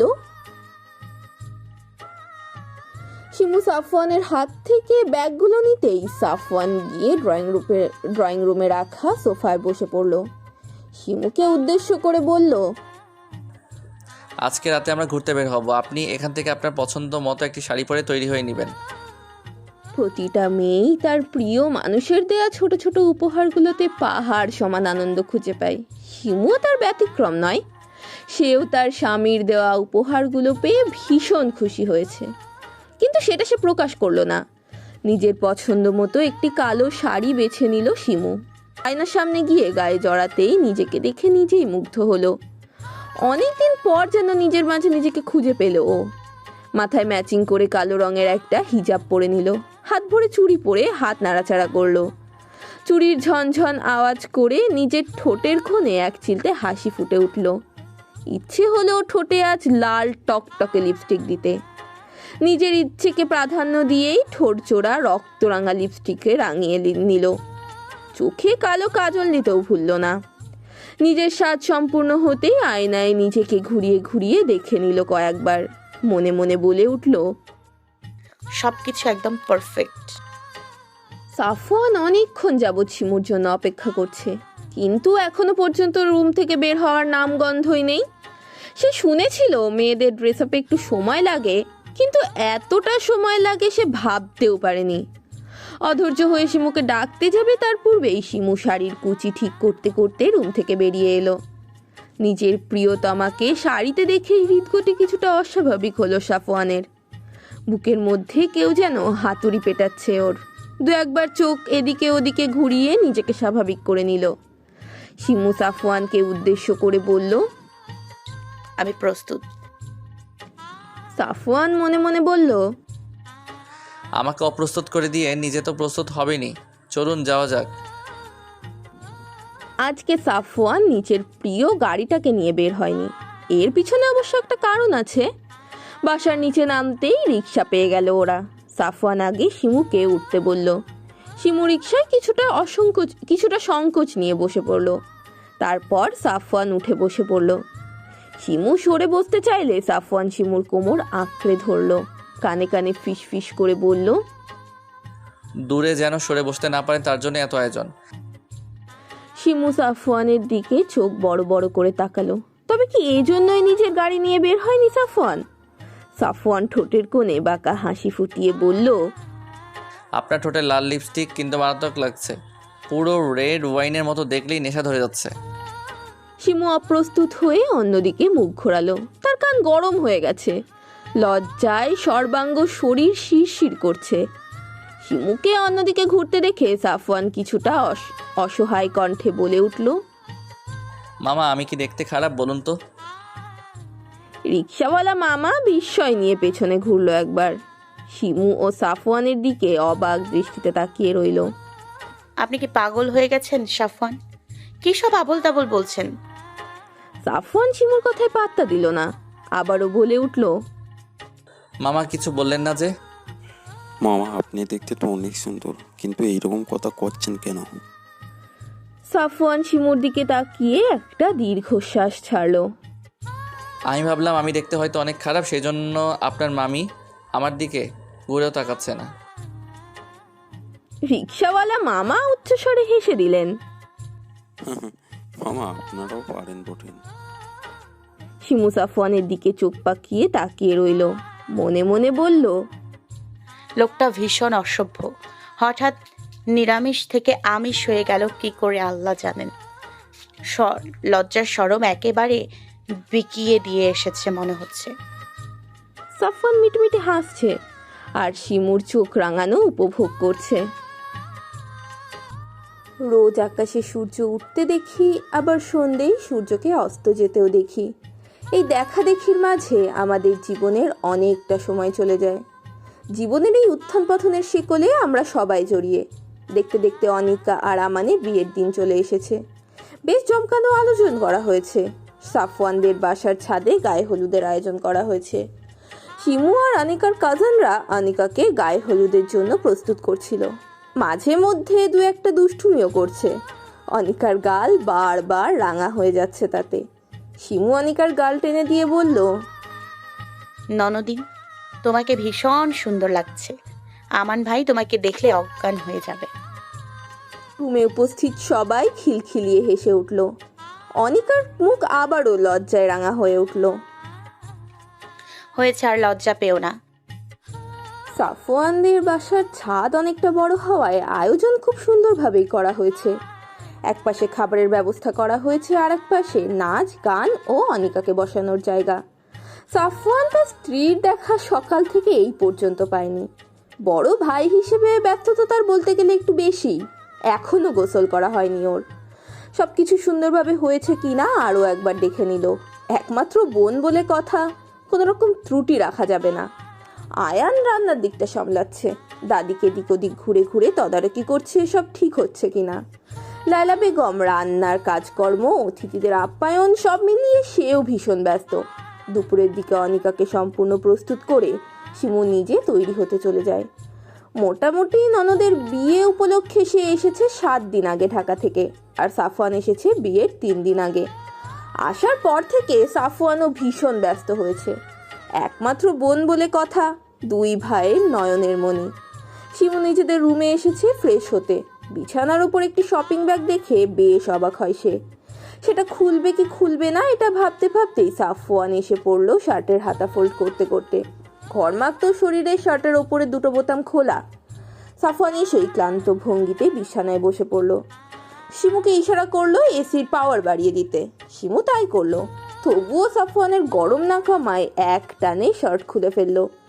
শিমু তা দেখে দ্রুত কাবার্ডের কাছে গেল পোশাক নিয়ে ওয়াশরুমে যাওয়ার জন্য। ওদিকে কি করছো তুমি? শাড়ি নিচ্ছে, এখন ফ্রেশ হওয়া প্রয়োজন। অনিকাকে মেহেদি দেয়া হচ্ছে। মেহেদি শুকালে ওকে গোসলে নিয়ে যেতে হবে। সেই পর্যন্ত ভাবছি আমি ফ্রেশ হয়ে নিই। সাফওয়ান এগিয়ে গিয়ে শিমুর পিছনে গিয়ে দাঁড়ালো। শিমু কাবার্ড আটকিয়ে পেছনে ঘুরতে নিলেই সাফওয়ানের প্রশস্ত বুকের সাথে ধাক্কা খেলো। শিমু চলে যেতে চাইলে সাফওয়ান 2 হাত দিয়ে কোমর আঁকড়ে ধরলো। সাফওয়ান শিমুর থুতনিটা একটু উঁচু করে ধরলো। আমার থেকে এত পালাই পালাই করো কেন? শিমু ভ্রুজোড়া কুঁচকে নিল। সাফওয়ান শিমুর কুঁচকে যাওয়া হৃদয়ের মাঝখানে নিজ ওষ্ঠ স্পর্শ করলো। শিমুর মনের জেগে ওঠা প্রশ্ন সাফওয়ান আর করতে দিল না, নিজেই উত্তর দেওয়ার ভঙ্গিতে বলল, এসব আপনি টাপনিতে আমার রোমান্টিক ফিল আসে না। পরের বউ মনে হয়। নিজের বউকে তুমি বলতে ভীষণ শান্তি, বুঝলা?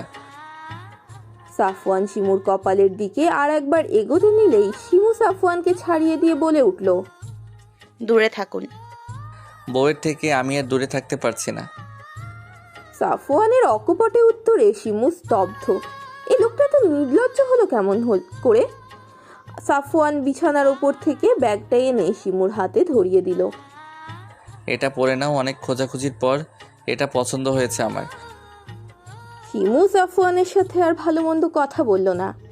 এই ভয়ে লোকটা যদি আবার ঠোঁট কাটা কথা বলে ফেলে। অতি দ্রুত শপিং ব্যাগটা নিয়ে ওয়াশরুমে চলে গেল। সাফওয়ান সেদিকে তাকিয়ে অসহায় কণ্ঠে বলে উঠল, বউকে পটানোর থেকে মশারি টানানো সহজ। সাফওয়ানের নিজেরও ফ্রেশ হওয়া প্রয়োজন, তাই সে আয়ানের রুমের দিকে ফ্রেশ হতে চলে গেল। আয়ান এক গাদা পাঞ্জাবি বিছানার উপর ছড়িয়ে ছিটিয়ে বসে আছে। কোনটা পরবে সেই নিয়ে সে ভীষণ কনফিউজড। সাফওয়ান আয়ানের কর্মকাণ্ড দেখে বেশ বিরক্ত হলো। ওর দিকে এগিয়ে গিয়ে বলল, এগুলো কি করছিস তুই? আয়ান হতাশ সুরে উত্তর দিল, ভাইয়া আমি একটাও সিলেক্ট করতে পারছি না। সাফওয়ান আয়ানের পিঠে চাপড় দিল জোরে করে। আয়ান ব্যথায় আহ শব্দ করে উঠল। তুই দিন দিন মেয়েদের স্বভাবের হয়ে যাচ্ছিস। এত ড্রেসকেও একসাথে নামাই, ইডিয়েট। ভাইয়া কি করে বল মেয়েদের ইমপ্রেস করতে হবে, না হলে আমার আর বিয়েই হবে না। তুই কি বড় হবি না? আমি তো ছোট হয়ে রইলাম, কয়েকদিন পর ছোট বোনের বাচ্চা মামা বলে ডাকবে। হয়েছে, আর আফসোস করিস না। আমি অফ হোয়াইটের রঙের একটা পাঞ্জাবি পরি, আর তুই গাঢ় খয়েরি রঙের পাঞ্জাবিটা পরবি, ওকে? এবার ঠিক আছে, তাহলে তুমি দাঁড়াও, আমি ফ্রেশ হয়ে আসি। দ্রুত বের হবে কিন্তু। শিমু বাথরুম থেকে বেরিয়ে এসে বিছানায় শাড়িটা মেলে ধরলো। অফ হোয়াইট রঙের একটি শাড়ি, তার মাঝে সুতোর কাজের হলুদ টকটকে ফুল, আর ব্লাউজটাও শাড়ির সাথে ম্যাচিং করে ফুল হাতা দিয়ে বানানো হচ্ছে। শিমু সাফওয়ানের রুচির প্রশংসা না করে পারল না। ভীষণ সুন্দর একটা শাড়ি। সাফওয়ানের এই হুটহার সারপ্রাইজ দেওয়ার অভ্যাসটা বেশ লাগে শিমুর কাছে। চুল দ্রুত হেয়ার ড্রায়ার দ্বারা শুকিয়ে হাত খোপা করে নিল। শাড়িটা সুন্দর করে পরা শেষে আয়নার সামনে নিজেকে ঘুরে ঘুরে দেখতে লাগলো। এর মাঝে সাফওয়ান আবারও রুমে প্রবেশ করলো। শিমু শাড়ি গায়ে পরে বোকার মতো দাঁড়িয়ে আছে, কি করবে বুঝতে পারছে না। সুতির শাড়ি হওয়ার জন্য শিমু একা হাতে কুচিগুলো ঠিক করতে পারছে না। সাফওয়ান ধীর পায়ে হেঁটে গিয়ে শিমুর পায়ের কাছে বসলো। শিমু সাফওয়ানকে দেখে একটু সরে যেতে চাইলে সাফওয়ান চোখের ইশারায় চুপ করে দাঁড়িয়ে থাকতে বলল। তারপর খুব সন্তর্পণে নিজের স্ত্রীর কুচিগুলো ঠিক করতে লাগলো। তারপর উঠে গিয়ে আঁচলের কুচিটা ঠিক করে দিয়ে সেফটি পিনের সাহায্যে আটকে দিল। শিমুকে ঘুরিয়ে দেখলো কয়েকবার। তারপর মেকআপ বক্স থেকে হালকা গোলাপি রঙের লিপস্টিক নিয়ে শিমুর ঠোঁটে পরিয়ে দিল, চোখে হালকা কাজলও দিয়ে দিল। চুলের কাঠিটা খুলে চুলকে বাঁধন মুক্ত করে দিল। পিঠ জুড়ে এক ঝাঁক কালো কেশ ছড়িয়ে ছিটিয়ে পড়ল। সাফওয়ান সেগুলোকে সুন্দর করে আঁচড়ে খোলা রেখে দিল। স্ত্রীর দিকে মুগ্ধ চোখে তাকিয়ে রইল বেশ কিছুক্ষণ। অতঃপর মাথায় আঁচল দ্বারা ঢেকে দিল। তোমার এই সুন্দর কেস দেখার অধিকার শুধু আমার আছে, অন্য কারো না। শিমু তার প্রিয় সুদর্শন পুরুষের কথা শুনে মুগ্ধ হলো। তার প্রিয় পুরুষটা কত যত্নশীল আর দায়িত্ববান স্ত্রীর প্রতি, তার কত নিখাদ ভালোবাসা। এই পুরুষটা শরীর ছোঁয়ার আগে তার মন ছুঁয়ে দিয়েছে। কজন পুরুষ পারে নিজের স্ত্রীকে এরকম করে ভালোবাসতে? আজকে তার নিজেকে ভাগ্যবতী বলে মনে হচ্ছে। স্বামী স্ত্রীর পবিত্র ভালোবাসা শুধু শারীরিক চাহিদার মধ্যে সীমাবদ্ধ থাকে না, এটা দুজন মানুষের সার্বিক প্রয়োজন পরিপূরক হিসেবে কাজ করে। কিন্তু অনেক যুগলই এর প্রকৃত অর্থ বুঝতে পারে না, যার জন্য সংসারে লেগে থাকে অশান্তি আর বিতৃষ্ণা। শিমুর মনে হলো তার সুদর্শন পুরুষটাকে আজ বেশি সুদর্শন লাগছে। তার মনে ভয় হচ্ছে যদি অন্য কেউ তার পুরুষটির দিকে নজর দেয়। আপনি একটু নিচু হবেন সাফওয়ান? সাফওয়ান বউয়ের এক কথায় নিচু হয়ে দাঁড়ায়। শিমু 3 ফুল পরে সাফওয়ানকে ফু দেয়। সাফওয়ান শিমুর কাণ্ড দেখে অবাক হয়ে প্রশ্ন করলো, তুমি আমাকে ফু দিচ্ছ কেন? যেন কারো বদনজর না লাগে। সাফওয়ান মুখের কোণে বাঁকা হাসি ঝুলিয়ে বলে, সে তো আমার উপর তোমার কবেই লেগে গেছে। শিমু মেকি রাগ দেখিয়ে চলে যেতে যায়, কিন্তু সাফওয়ান যেতে দেয় না। নিজের স্ত্রীকে নিজের দিকে ঘোরায়। প্রথমবারের মতো নিজের স্ত্রীর ঠোঁটে উষ্ণ স্পর্শ করায়। কেঁপে ওঠে শিমুর সমস্ত শরীর। স্বামীর থেকে প্রথম এমন উষ্ণ স্পর্শ পেয়ে শিমু মূর্ছা যায় লজ্জায়। তার মাথা তুলে তাকায় না। নিচ থেকে রাজিয়া বেগম শিমুকে ডাকছিল। শিমু আর এক মুহূর্ত দেরি না করে নিচের দিকে ছুট লাগায়। সাফওয়ান শিমুর লজ্জা রাঙা মুখ দেখে অমায়িক একটা হাসি দেয়। সুদর্শন 2 পুরুষের মাঝে বসে আছে এক সুশ্রী রমণী। খুশিতে তার দুচোখ চকচক করছে। প্রিয় পুরুষকে পারিবারিক সম্মতিতে কজনই বা নিজের করে পায়। হলুদ শাড়ি পরিহিতা রমণীর রূপ যেন আজ ঝলমল করছে। 2 ভাইয়ের হৃৎপিণ্ড প্রিয় বোনের আনন্দে পুলকিত হচ্ছে। সারাদিনের ধকলে শিমু ভীষণ ক্লান্ত। শরীর তার আর সায় দিচ্ছে না। পরনের শাড়ি এলোমেলো হয়ে গেছে। এখন ওর একবার শাওয়ার নেওয়া প্রয়োজন। শিমু দ্রুত নিজের পোশাক নিয়ে ওয়াশরুমের দিকে চলে যায়। সাফওয়ানও ক্লান্ত হয়ে নিজের কক্ষে প্রবেশ করলো, কিন্তু ঘরে নিজের স্ত্রীকে না দেখতে পেয়ে হতাশ হলো। প্রায় 30 মিনিট পর শাওয়ার শেষে শিমু বের হলো। পরনে ঢিলে ঢালা সাদা রঙের কামিজ। সাফওয়ান শিমুকে দেখে মুখ একটু গোমড়া করে বলল,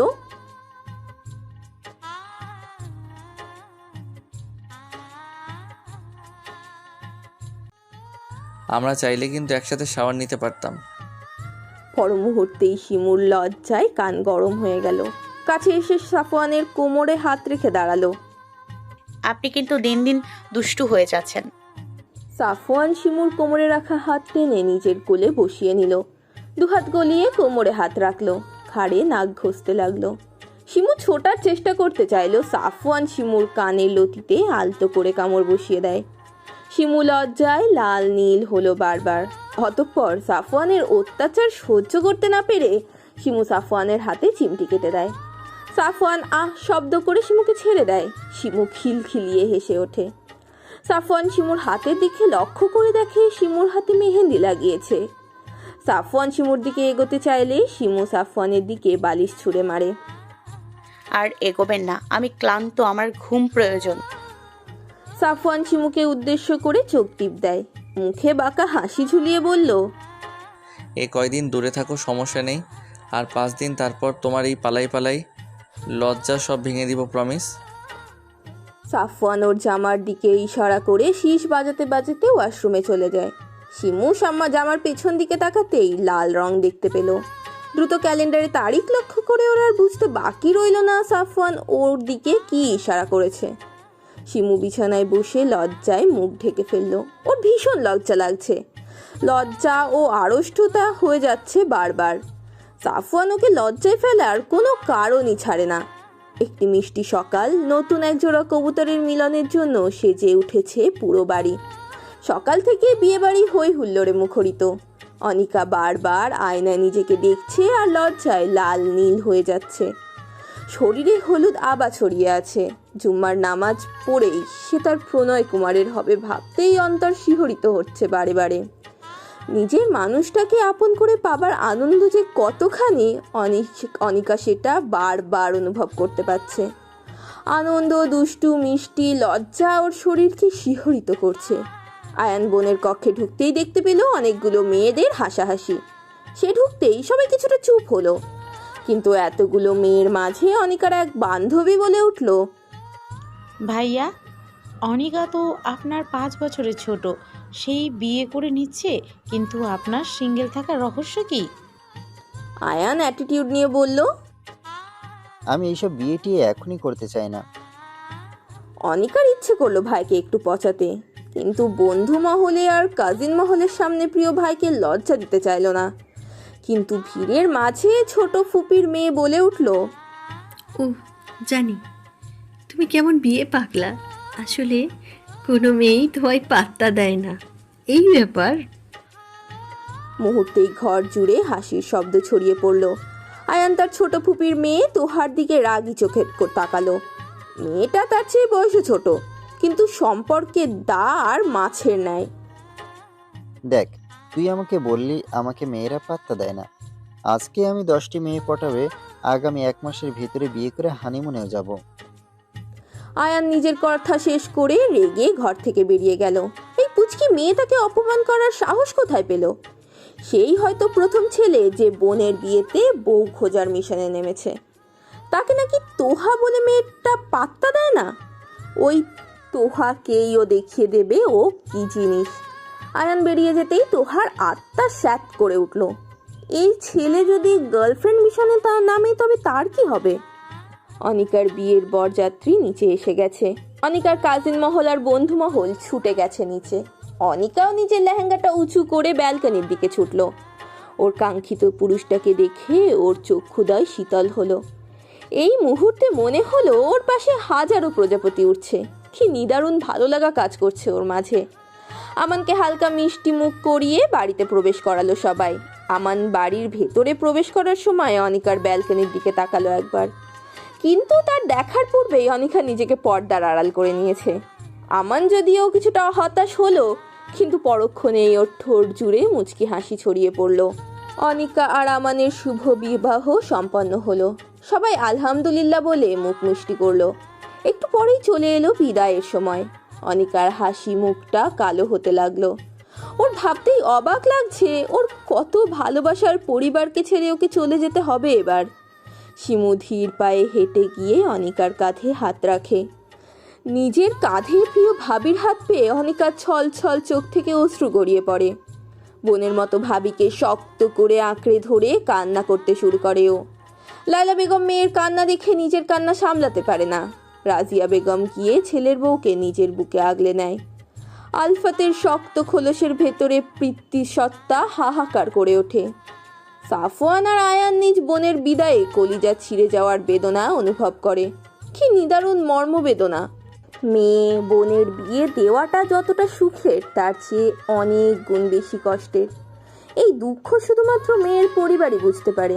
কিন্তু ওই যে সমাজ বলে একটা কথা আছে না, যার নিয়মে আমরা সবাই বাঁধা, সেই নিয়মকে উপেক্ষা করার সাধ্য তো কোনো ভদ্রলোকের নেই। দীর্ঘ সময় কান্নাকাটি চলল। অনিকা কিছুতেই তার পরিবার ছেড়ে যেতে চায় না, কিন্তু ওই যে স্বামীর ঘরে যে যেতেই হবে। সবাই অনেক কষ্টে অনিকাকে আমানের গাড়িতে তুলে দিল। সাফওয়ান আমানের হাত ধরে বলল, ভাই তুমি আমার কলিজার টুকরাকে নিয়ে যাচ্ছ, ওকে একটু দেখে রেখো। তোমার সাধ্য অনুযায়ী ওকে ভালোবাসা দিয়ে আগলে রেখো। ও ভুল করলে শাসনও করো। ও আমার একমাত্র বোন। আমি যেহেতু তোমাকে ওর হাতে তুলে দিলাম, আমি আশা রাখছি ওকে তুমি আগলে রাখবে। ভাইয়া, এখন ও আমার স্ত্রী। আমি কখনোই চাইবো না আমার স্ত্রী কখনো কোনো কষ্ট পাক। আপনি আমার উপর পুরোপুরি বিশ্বাস করতে পারেন। আমি আপনার বিশ্বাসের অমর্যাদা কখনোই করব না। দোস্ত, তোর কারণে যদি আমার বোন কষ্ট পায় তবে তোরে আমি যে কি করবো তুই নিজেও জানিস না। আর বোনের বড় ভাই হিসেবে বলছি, আমাদের কলিজাটাকে একটু দেখে রাখিস, ওকে অবহেলা করিস না দোস্ত। অবহেলা করলে না হয় তুই আমাকে শুলে চড়াস। শেষবারের মতো বন্ধুকে জড়িয়ে ধরে বিদায় জানিয়ে গাড়িতে গিয়ে বসালো আমান। অনিকা নিজের ভাইদের দিকে তাকিয়ে হাউ মাউ করে কাঁদতে শুরু করলো। আমান অনিকাকে নিজের বুকে আগলে নিল। ফুলে ফুলে সাজিয়ে রাখা ঘরে বসে আছে অনিকা। কখনো পরিবারের কথা মনে পড়ে চোখ ভেসে যাচ্ছে, আবার কখনো অজানা শিহরণে বুক কেঁপে উঠছে। কেমন যেন সব ছন্নছাড়া অনুভব হচ্ছে তার। তাকে আবদ্ধ করে নিচ্ছে। আমান কক্ষে প্রবেশ করে অনিকাকে সালাম দিল। অনিকা আমানের কণ্ঠ পেয়ে কিছুটা বিচলিত হলো, কিন্তু পর মুহূর্তে সেও সালামের জবাব দিল। আমান সন্তপর্ণে নিজ স্ত্রীর পাশে গিয়ে বসলো, চিবুকুচু করে ধরল নিজের সামনে। লজ্জায় আড়ষ্ট হয়ে অনিকা মাথা নিচু করে নিল। আমান নিজের স্ত্রীর লজ্জা দেখে বেশ খুশি হলো। নিজের পকেট থেকে একটা আংটি বের করে স্ত্রীকে পরিয়ে দিল। স্ত্রীর হাতে চুমু খেতে ভুলল না। লজ্জায় অনিকা নিজেকে আরো বেশি গুটিয়ে নিল। আমান মুচকি হাসি দিয়ে বলল, জনাবা, আপনি আমার জন্য কি উপহার এনেছেন? অনিকা নিজের জিভে কামড় বসালো। অতিরিক্ত লজ্জার কারণে সে সব ভুলে গেছে। লেহেঙ্গা গুটিয়ে নিজের লাগেজের দিকে এগোলো। আমান চুপচাপ স্ত্রীর কাণ্ড দেখতে লাগলো। অনিকা নিজের লাগেজ খুলে একটা বক্স বের করে আমানের হাতে দিল। যদিও এটা তোমার উপহারের মতো দামি নয়, কিন্তু আমি আমার সাধ্য মতো তোমাকে এটা দিয়েছি।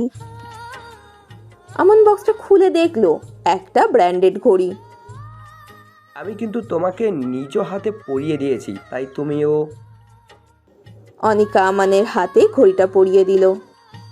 তোমার নিশ্চয়ই ভারী পোশাকে কষ্ট হচ্ছে।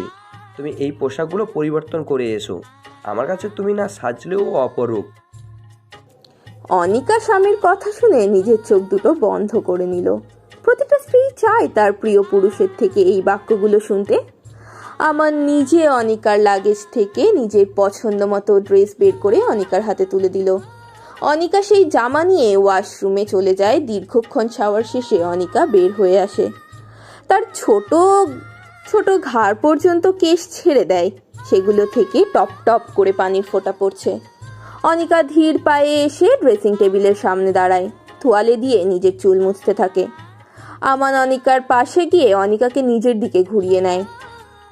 তুমি একজন হার্ট সার্জনের হার্টকে কোমায় পাঠিয়ে দিয়েছো, এখন একে তোমারই ঠিক করতে হবে। আমান হুট করে গভীর আলিঙ্গনে জড়িয়ে নিল প্রেয়সীকে। এই আলিঙ্গন সেই উষ্ণ যে আলিঙ্গনে কোনো পাপ নেই, আছে শুধু আল্লাহর সন্তুষ্টি আর সাওয়াফ। আনিকার বিয়ে কেটে যাওয়ার পর কেটে গেছে গোটা 20 দিন। আয়ান বেচারা তার ওয়াদা রক্ষা করার জন্য মরিয়া হয়ে উঠেছে। মাকে সে সাফ সাফ জানিয়ে দিয়েছে, আম্মাজান, আমি কালো নুলা কানা কিচ্ছু নেই। আপনি আমাকে দ্রুত 10 দিনের ভিতরে বিবাহ দিবেন, না হলে আমি সন্ন্যাস নেব। ছেলের করা থ্রেটে লায়লা বেগম হতভম্ব। তিনি জানেন তার ছোট ছেলেটা ঠোঁট কাটা, তাই বলে তার পাশাপাশি নাক কাটাও। খুব শীঘ্রই আয়ানকে ফিরতে হবে। দেশে এসেছে গোটা 6 মাস হলো, আর হয়তো 2-1 মাস থাকবে এখানে। ছেলে তাকে এও জানিয়ে দিয়েছে মেয়েকে সে দেখতেও চায় না। লায়লা বেগম যেমন পাত্রী পাক না কেন, তা হোক না সে সমস্যাময়ী, তবুও সে বিয়ে করবেই। অতঃপর সিদ্ধান্তহীনতায় ভুগে তিনি এই ব্যাপারে আলফাতকে জানালেন। আলফাত চিন্তা ভাবনা করে সিদ্ধান্ত নিলেন আগামী 10 দিনের মাঝেই ছেলেকে সে বিয়ে দিয়ে দেবেন। তাই আর দেরি না করে তার ছোট বোনকে ফোন দিলেন। ছেলের এই পাগলামো থামাতে তার ছোট বোনের সাথে কথা বলাটা ভীষণ প্রয়োজন। শিমুকে সাফওয়ান একটি লাল শাড়ি উপহার দিয়ে বলেছে এটা পরে আজ রাতে তার জন্য তৈরি থাকতে। সাফওয়ানের ইশারা শিমু ঠিকই বুঝতে পেরেছে। শাড়িটা একদম ফিনফিনে পাতলা, পরলে শরীরের অনেক অংশ দৃশ্যমান হবে। যদিও শিমুর কাছে সাফওয়ানের এটা দ্বিতীয় আবদার, আজও প্রথম দিনের কথা মনে পড়লে তার শরীরে ক্ষণে ক্ষণে শিউরে ওঠে, লজ্জায় আড়ষ্ট হয়ে যায় ওর সমস্ত শরীর। সাফওয়ান ওর লজ্জা দেখে নাকের মাথায় কামড় দিয়ে বলে, বলো তো বউ, তোমার লজ্জা আমি কবে ভাঙতে পারবো? সেই কথা শুনে শিমু আরো বেশি লজ্জায় নিয়ে যায়। রাজিয়া বেগমের সাথে তার সম্পর্কটা এখন বেশ স্বাভাবিক। সাধারণ দাদি শাশুড়িদের সাথে নাতি বউয়ের সম্পর্ক যেমন হয় সেরকম। মাঝে মধ্যেই সে জিজ্ঞেস করে নতুন অতিথি আসবে কবে। দুঃখগুলো শিমুর এখনো কোথায় যেন মিলিয়ে গেছে। প্রত্যেকের ভালোবাসা পেয়ে এখন তার নিজেকে ভীষণ সুখী মনে হয়। শিমু একটা জিনিস গভীরভাবে অনুভব করেছে, পৃথিবীতে একটি মেয়েকে তার স্বামী যদি প্রকৃতভাবে ভালোবাসে তাহলে তার কোনো দুঃখই সে মেয়েটাকে স্পর্শ করতে পারে না। রাত নেমে গেছে আকাশ জুড়ে। সাফওয়ানের পছন্দ মতো শিমু নিজেকে সাজিয়েছে, চুলগুলো ছড়িয়ে ছিটিয়ে দিয়েছে পুরো পিঠ জুড়ে। সাফওয়ান আর শিমু দাঁড়িয়ে আছে ব্যালকনিতে। সাফওয়ান অতি সন্তর্পণে নিজ স্ত্রীর কোমরে হাত রাখলো। শিমুর কাছে যদিও এটা প্রথমবার নয়, কিন্তু তবুও তার শরীর শিউরে উঠল। সাফওয়ান আর শিমু চাঁদের আলোয় দাঁড়িয়ে কিছুক্ষণ চন্দ্রবিলাস করলো। সাফওয়ান অবশেষে পেরেছে তার প্রেয়সীকে প্রেম পুকুরে ডুবিয়ে মাতাল করে দিতে, অভিমানী প্রেয়সীর অভিমান ভেঙে দিয়ে আপন করে নিতে। আজ শিমুর মনে সাফওয়ানের জন্য কোনো অভিযোগ নেই, আছে শুধু এক বুক ভালোবাসা। শিমুকে কোলে নিয়ে সাফওয়ান নিজের কক্ষের উদ্দেশ্যে রওনা হলো, নিজের অর্ধভাগকে আবারও পবিত্র ছোঁয়ায় রাঙিয়ে দেওয়ার জন্য। ভালোবাসাময় একটি রাতের সাক্ষী হলো আকাশের ওই রঙিন তারারা। চারিদিকে মৃদু হাওয়া একজোড়া চড়ুই পাখিকে আরও মাতাল করে দিল।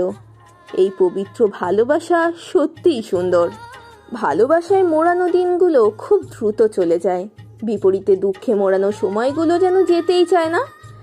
একদিনকে মনে হয় 1000 দিনের চেয়েও বেশি বড়। আসলে এগুলো সব কিন্তু আমাদের চিন্তা ধারণারই ফসল। সাফওয়ান, শিমু, আয়ান, অনিকা সবার জীবনেই পরিবর্তন এসেছে। সবাই এখন ভীষণ ব্যস্ত যার যার জীবন নিয়ে। সেদিন আয়ানের জেদের কাছে হার মেনে আলফাতার লায়লা বেগম বাধ্য হয়েছিল তাকে 1 মাসের মধ্যে বিয়ে দিতে, কিন্তু দুর্ভাগ্যবশত আয়ান পাত্রের মুখ কটা অবধি দেখেনি। যখন জানতে পারলো মেয়েটা তোহা, তখন তার কাছে আর কোনো উপায় ছিল না। যে মেয়েটার সাথে আয়ানের সম্পর্ক ঝগড়াটে শালিকের ন্যায়, সেই মেয়েটার সাথেই গভীর বন্ধনে আবদ্ধ হয়ে যায় নিজের অজান্তেই। সারা দিন দুজনের মাঝে টোকাটুকি লেগেই থাকে। যদিও তারা বিদেশ পাড়ি জমিয়েছে বিয়ের পরপরই, কিন্তু অভিযোগগুলো ফোন দিলেই শুনতে পারা যায়। আর অনিকা এখন 6 মাসের প্রেগনেন্ট। আমান তাকে সর্বদা আগলে রাখে, কোনো রকম কাজই করতে দেয় না তাকে। আমানের বাবা সিরাজুল সাহেব ছেলের বউয়ের জন্য এক কথায় পাগল বলা চলে। আমানের মায়ের মেয়ে না থাকায় একটা মেয়ে পেয়ে তিনিও ভীষণ খুশি। পরিবর্তন এসেছে সাফওয়ান আর শিমুর জীবনেও। তারা আজকে প্রথমবারের মতো বাবা মা হতে যাচ্ছে। সাফওয়ান ওটি রুমের সামনে পায়চারি করছে, লায়লা বেগম আল্লাহর কাছে দোয়া করছেন। শিমুর বাবা তার 2 মেয়েকে নিয়ে এক কোণে দাঁড়িয়ে আছে শুকনো মুখ করে। আলফাত পূর্বের মতো মুখ গম্ভীর করে দাঁড়িয়ে আছেন। কি রুদ্ধশ্বাস পরিস্থিতি, সময় যেন গড়ায় না, প্রতি সেকেন্ডকে মনে হয় কয়েক ঘন্টার সমান। এমন অভিজ্ঞতা হয়তো সকল হবু বাবারই হয়। প্রায় 40 মিনিট পর একজন নার্স ওটি থেকে বেরিয়ে আসে। তার হাতে সদ্য জন্মানো এক পুত্র সন্তান, যার কান্নার শব্দে নীরবতা ভেঙে গেছে বেশ কিছুক্ষণ পূর্বেই। যেন এই ছোট্ট শিশুটি নিজের আগমনী বার্তা ছড়িয়ে দিচ্ছে সকলের মাঝে। বাচ্চার কান্নার শব্দ পেয়ে সাফওয়ান নার্সের দিকে দৌড়ে গেল। নার্স নিজের কোল থেকে সদ্য ভূমিষ্ঠ হওয়া বাচ্চাটিকে সাফওয়ানের কোলে তুলে দিলেন। লায়লা বেগম দৌড়ে এলেন নিজের নাতির কাছে। সাফওয়ানের পিতৃসত্তা আন্দোলিত হলো। এক বিন্দু সুখ যেন পুরো শরীরে গ্রাস করে নিল। আহ, কি যে আনন্দ, সেটা কখনোই বলে বোঝানো সম্ভব নয়। লায়লা বেগম নিজের নাতিকে কোলে নিয়ে বললেন, আলহামদুলিল্লাহ। অনিকা আর রাজিয়া বেগম নিজেদের শরীরের অসুস্থতার কারণে হসপিটালে উপস্থিত নেই, কিন্তু তবুও তারা বারবার ফোন কল করছে। আলফাত নিজে তাদেরকে সুখবরটা দিলেন। তার গম্ভীর মুখে হাসি ছড়িয়ে পড়ল। দৌড়ে গেলেন নিজের নাতিকে দেখতে। ফিহারিহাও বাদ গেল না। সাফওয়ান নার্সকে উদ্দেশ্য করে বলল, সিস্টার, আমার স্ত্রী কেমন আছে? আলহামদুলিল্লাহ, আপনার স্ত্রীও অনেক ভালো আছেন। আমি ওর সাথে কখন দেখা করতে পারবো? আর কিছুক্ষণ পরেই। সাফওয়ানের সত্তা শান্ত হলো। আনন্দিত হলো এই ভেবে যে তার স্ত্রী সন্তান উভয়ই সুস্থ আছে। বেশ কিছুক্ষণ পরে সাফওয়ানকে শিমুর কাছে যেতে দেওয়া হলো। শিমু চোখ দুটো বন্ধ করে আছে, এক হাতে স্যালাইন চলছে। ধীর পায়ে হেঁটে সাফওয়ান শিমুর পাশে গিয়ে বসলো। শিমুর এক হাত নিজের দুই হাতের মাঝে পুড়ে নিল। কেমন লাগছে এখন তোমার? শিমু স্বামীর কণ্ঠ পেয়ে চোখ খুলে তাকালো। মুখে এক চিলতে হাসি ফুটিয়ে বলল, বাবুকে দেখেছেন? সাফওয়ান উপর থেকে নিচে মাথা নাড়ালো। জানো, একদম তোমার মতো হয়েছে দেখতে। শিমুর ঠোঁটের কোণের হাসি আরো প্রশস্ত হলো। একজন নার্স ওদের বাচ্চাকে নিয়ে এসে সাফওয়ানের কোলে দিল। শিমু স্বামী আর বাচ্চাকে দেখে খুশিতে দুই চোখ বন্ধ করে নিল। তার জীবনের সর্বোত্তম পাওয়া হয়তো এইটাই। ওর আজ নিজেকে পরিপূর্ণ নারী বলে মনে হচ্ছে। ওর মতো সাধারণ একটা মেয়ে যে এত কিছু পেয়ে যাবে সেটাও কল্পনাও করতে পারেনি। শিমুকে হসপিটাল থেকে রিলিজ দেওয়া হয়েছে 1 মাস হলো। ও এখন সম্পূর্ণ সুস্থ। ওর সমস্ত খেয়াল রায়লা এবং রাজিয়া বেগম নিচে রাখেন। রাজিয়া বেগম এখন অনেকটা পরিবর্তন হয়েছে। বলতে গেলে শিমুর অমায়িক ব্যবহার তাকে পরিবর্তন করতে বাধ্য করেছে। গুরু গম্ভীর আলফাত সাহেবও এখন বেশ হাসি খুশি থাকে নাতিকে নিয়ে। আয়ান ও তোহাও এসেছে ছোট সাদমানকে দেখতে। তোহার কোলে ছোট সাদ চোখ বন্ধ করে আছে। তোহা আয়ানকে উদ্দেশ্য করে বলল, দেখো, আমারও খুব দ্রুত একটা পুচকে চাই। নিজেই নিজেকে সামলাতে পারে না, সে আবার পুচকা পুচকি সামলাবে। কথাটা মোটেও পছন্দ হলো না তোহার। রাগ করে সাদমানকে শিমুর কোলে দিয়ে নিয়ে গট গট করে নিজের কক্ষে চলে গেল। শিমু আয়ানের দিকে চোখ গরম করে তাকাতেই আয়ান ও তোহার পেছনে হাঁটা দিল। তাদের এই কাণ্ড দেখে লায়লা বেগম হাসতে হাসতে ড্রয়িং রুমে এসে বসলেন। যাই বলো বৌমা, আয়নের জন্য কিন্তু তোয়া একবারেই পারফেক্ট। জি আম্মা, পারফেক্ট ম্যাচ। আয়ান গিয়ে তোহাকে পেছন থেকে জড়িয়ে ধরলো। এত রাগ করো কেন কথায় কথায়? তুমি তো সব আজে বাজে কথা বলে রাগিয়ে দাও। ওকে, আর রাখবো না। আমাদের 1 ডজন বাচ্চা হবে। এবার খুশি তো? কিন্তু এত বাচ্চা দিয়ে কি করব? ফুটবল টিম বানাবো। তোহা পেছন থেকে ঘুরে আয়ানের নাক টিপে দিল। ওকে। শিমুকে দেখে রাখার জন্য, বাবুকে টেক কেয়ার করার জন্য সাফওয়ান শিমুকে বাড়িতেই রেখে গেছে। বাড়িতে এসেই পুত্রকে নিয়ে এই যে মরিয়া হয়ে উঠেছে। দিন দুনিয়া সব ভুলে বসেছে একদম। শিমু কয়েকবার ডেকে গেছে খাবার খাওয়ার জন্য, কিন্তু সাফওয়ানের কোনো পাত্তাই নেই। তাই আর না পেরে খাবার বেড়ে একেবারে নিজের ঘরে নিয়ে এসেছে। এই যে সাহেব, খেতে তো হবে নাকি? আপনি নিজেও খাচ্ছেন না, আমার ছেলেকেও খেতে দিচ্ছেন না। খাওয়া দাওয়া সব পরে হবে। শিমু আর সাফওয়ানের সাথে তর্কে জড়ায় না। এক প্লেটে ভাত মেখে নিয়ে সাফওয়ানের কাছে যায়। 1 লোকমা ভাত সাফওয়ানের সামনে ধরে। আসার পর কিছুই খাওয়া হয়নি আপনার, তাই কোনো বিরক্তি না করে এগুলো মুখে পুরুন চটপট। সাফওয়ান আর মানা করে না, কিন্তু বউয়ের সাথে দুষ্টুমি করতেও ছাড়ে না। শিমু বিরক্তি হয়ে বলে, এক বাচ্চার বাবা হয়ে গেলেন, তবুও দুষ্টুমি গেল না। আরেক বাচ্চার বাবা হওয়ার প্ল্যান করছি, কি বল আব্বু? সাফওয়ান নিজের ছেলেকে কথাটা না বলে শিমুর দিকে তাকিয়ে চোখ টিপ মারে। আপনার লজ্জা জীবনেও হবে না। স্ত্রীর কাছে লজ্জা পেলে তো সন্ন্যাসী হতে হবে। শিমু সাফওয়ানকে আলতো চাপড় মেরে সাফওয়ানের কাঁধে মাথা রাখলো। আমি আপনার সাথে বৃদ্ধ হতে চাই সাফওয়ান। আপনাকে ভালোবেসে আপনার প্রেম পুকুরে ডুবে যেতে চাই। শুধু এতটুকু পেলে আমার কিছুই চাই না। আমি তোমার প্রেম পুকুরে ডুবে নিজের অস্তিত্ব সংকটে ফেলেছি। এমন সংকটে আমি বারবার পড়তে চাই। তোমার প্রেমের পুকুরে আমি এক সাধারণ মাঝি হয়ে বাঁচতে চাই। আমি তোমাকে ভালোবেসে জান্নাতে যেতে চাই। আমিও আপনাকে এপার ওপারে দুই পারেই পেতে চাই।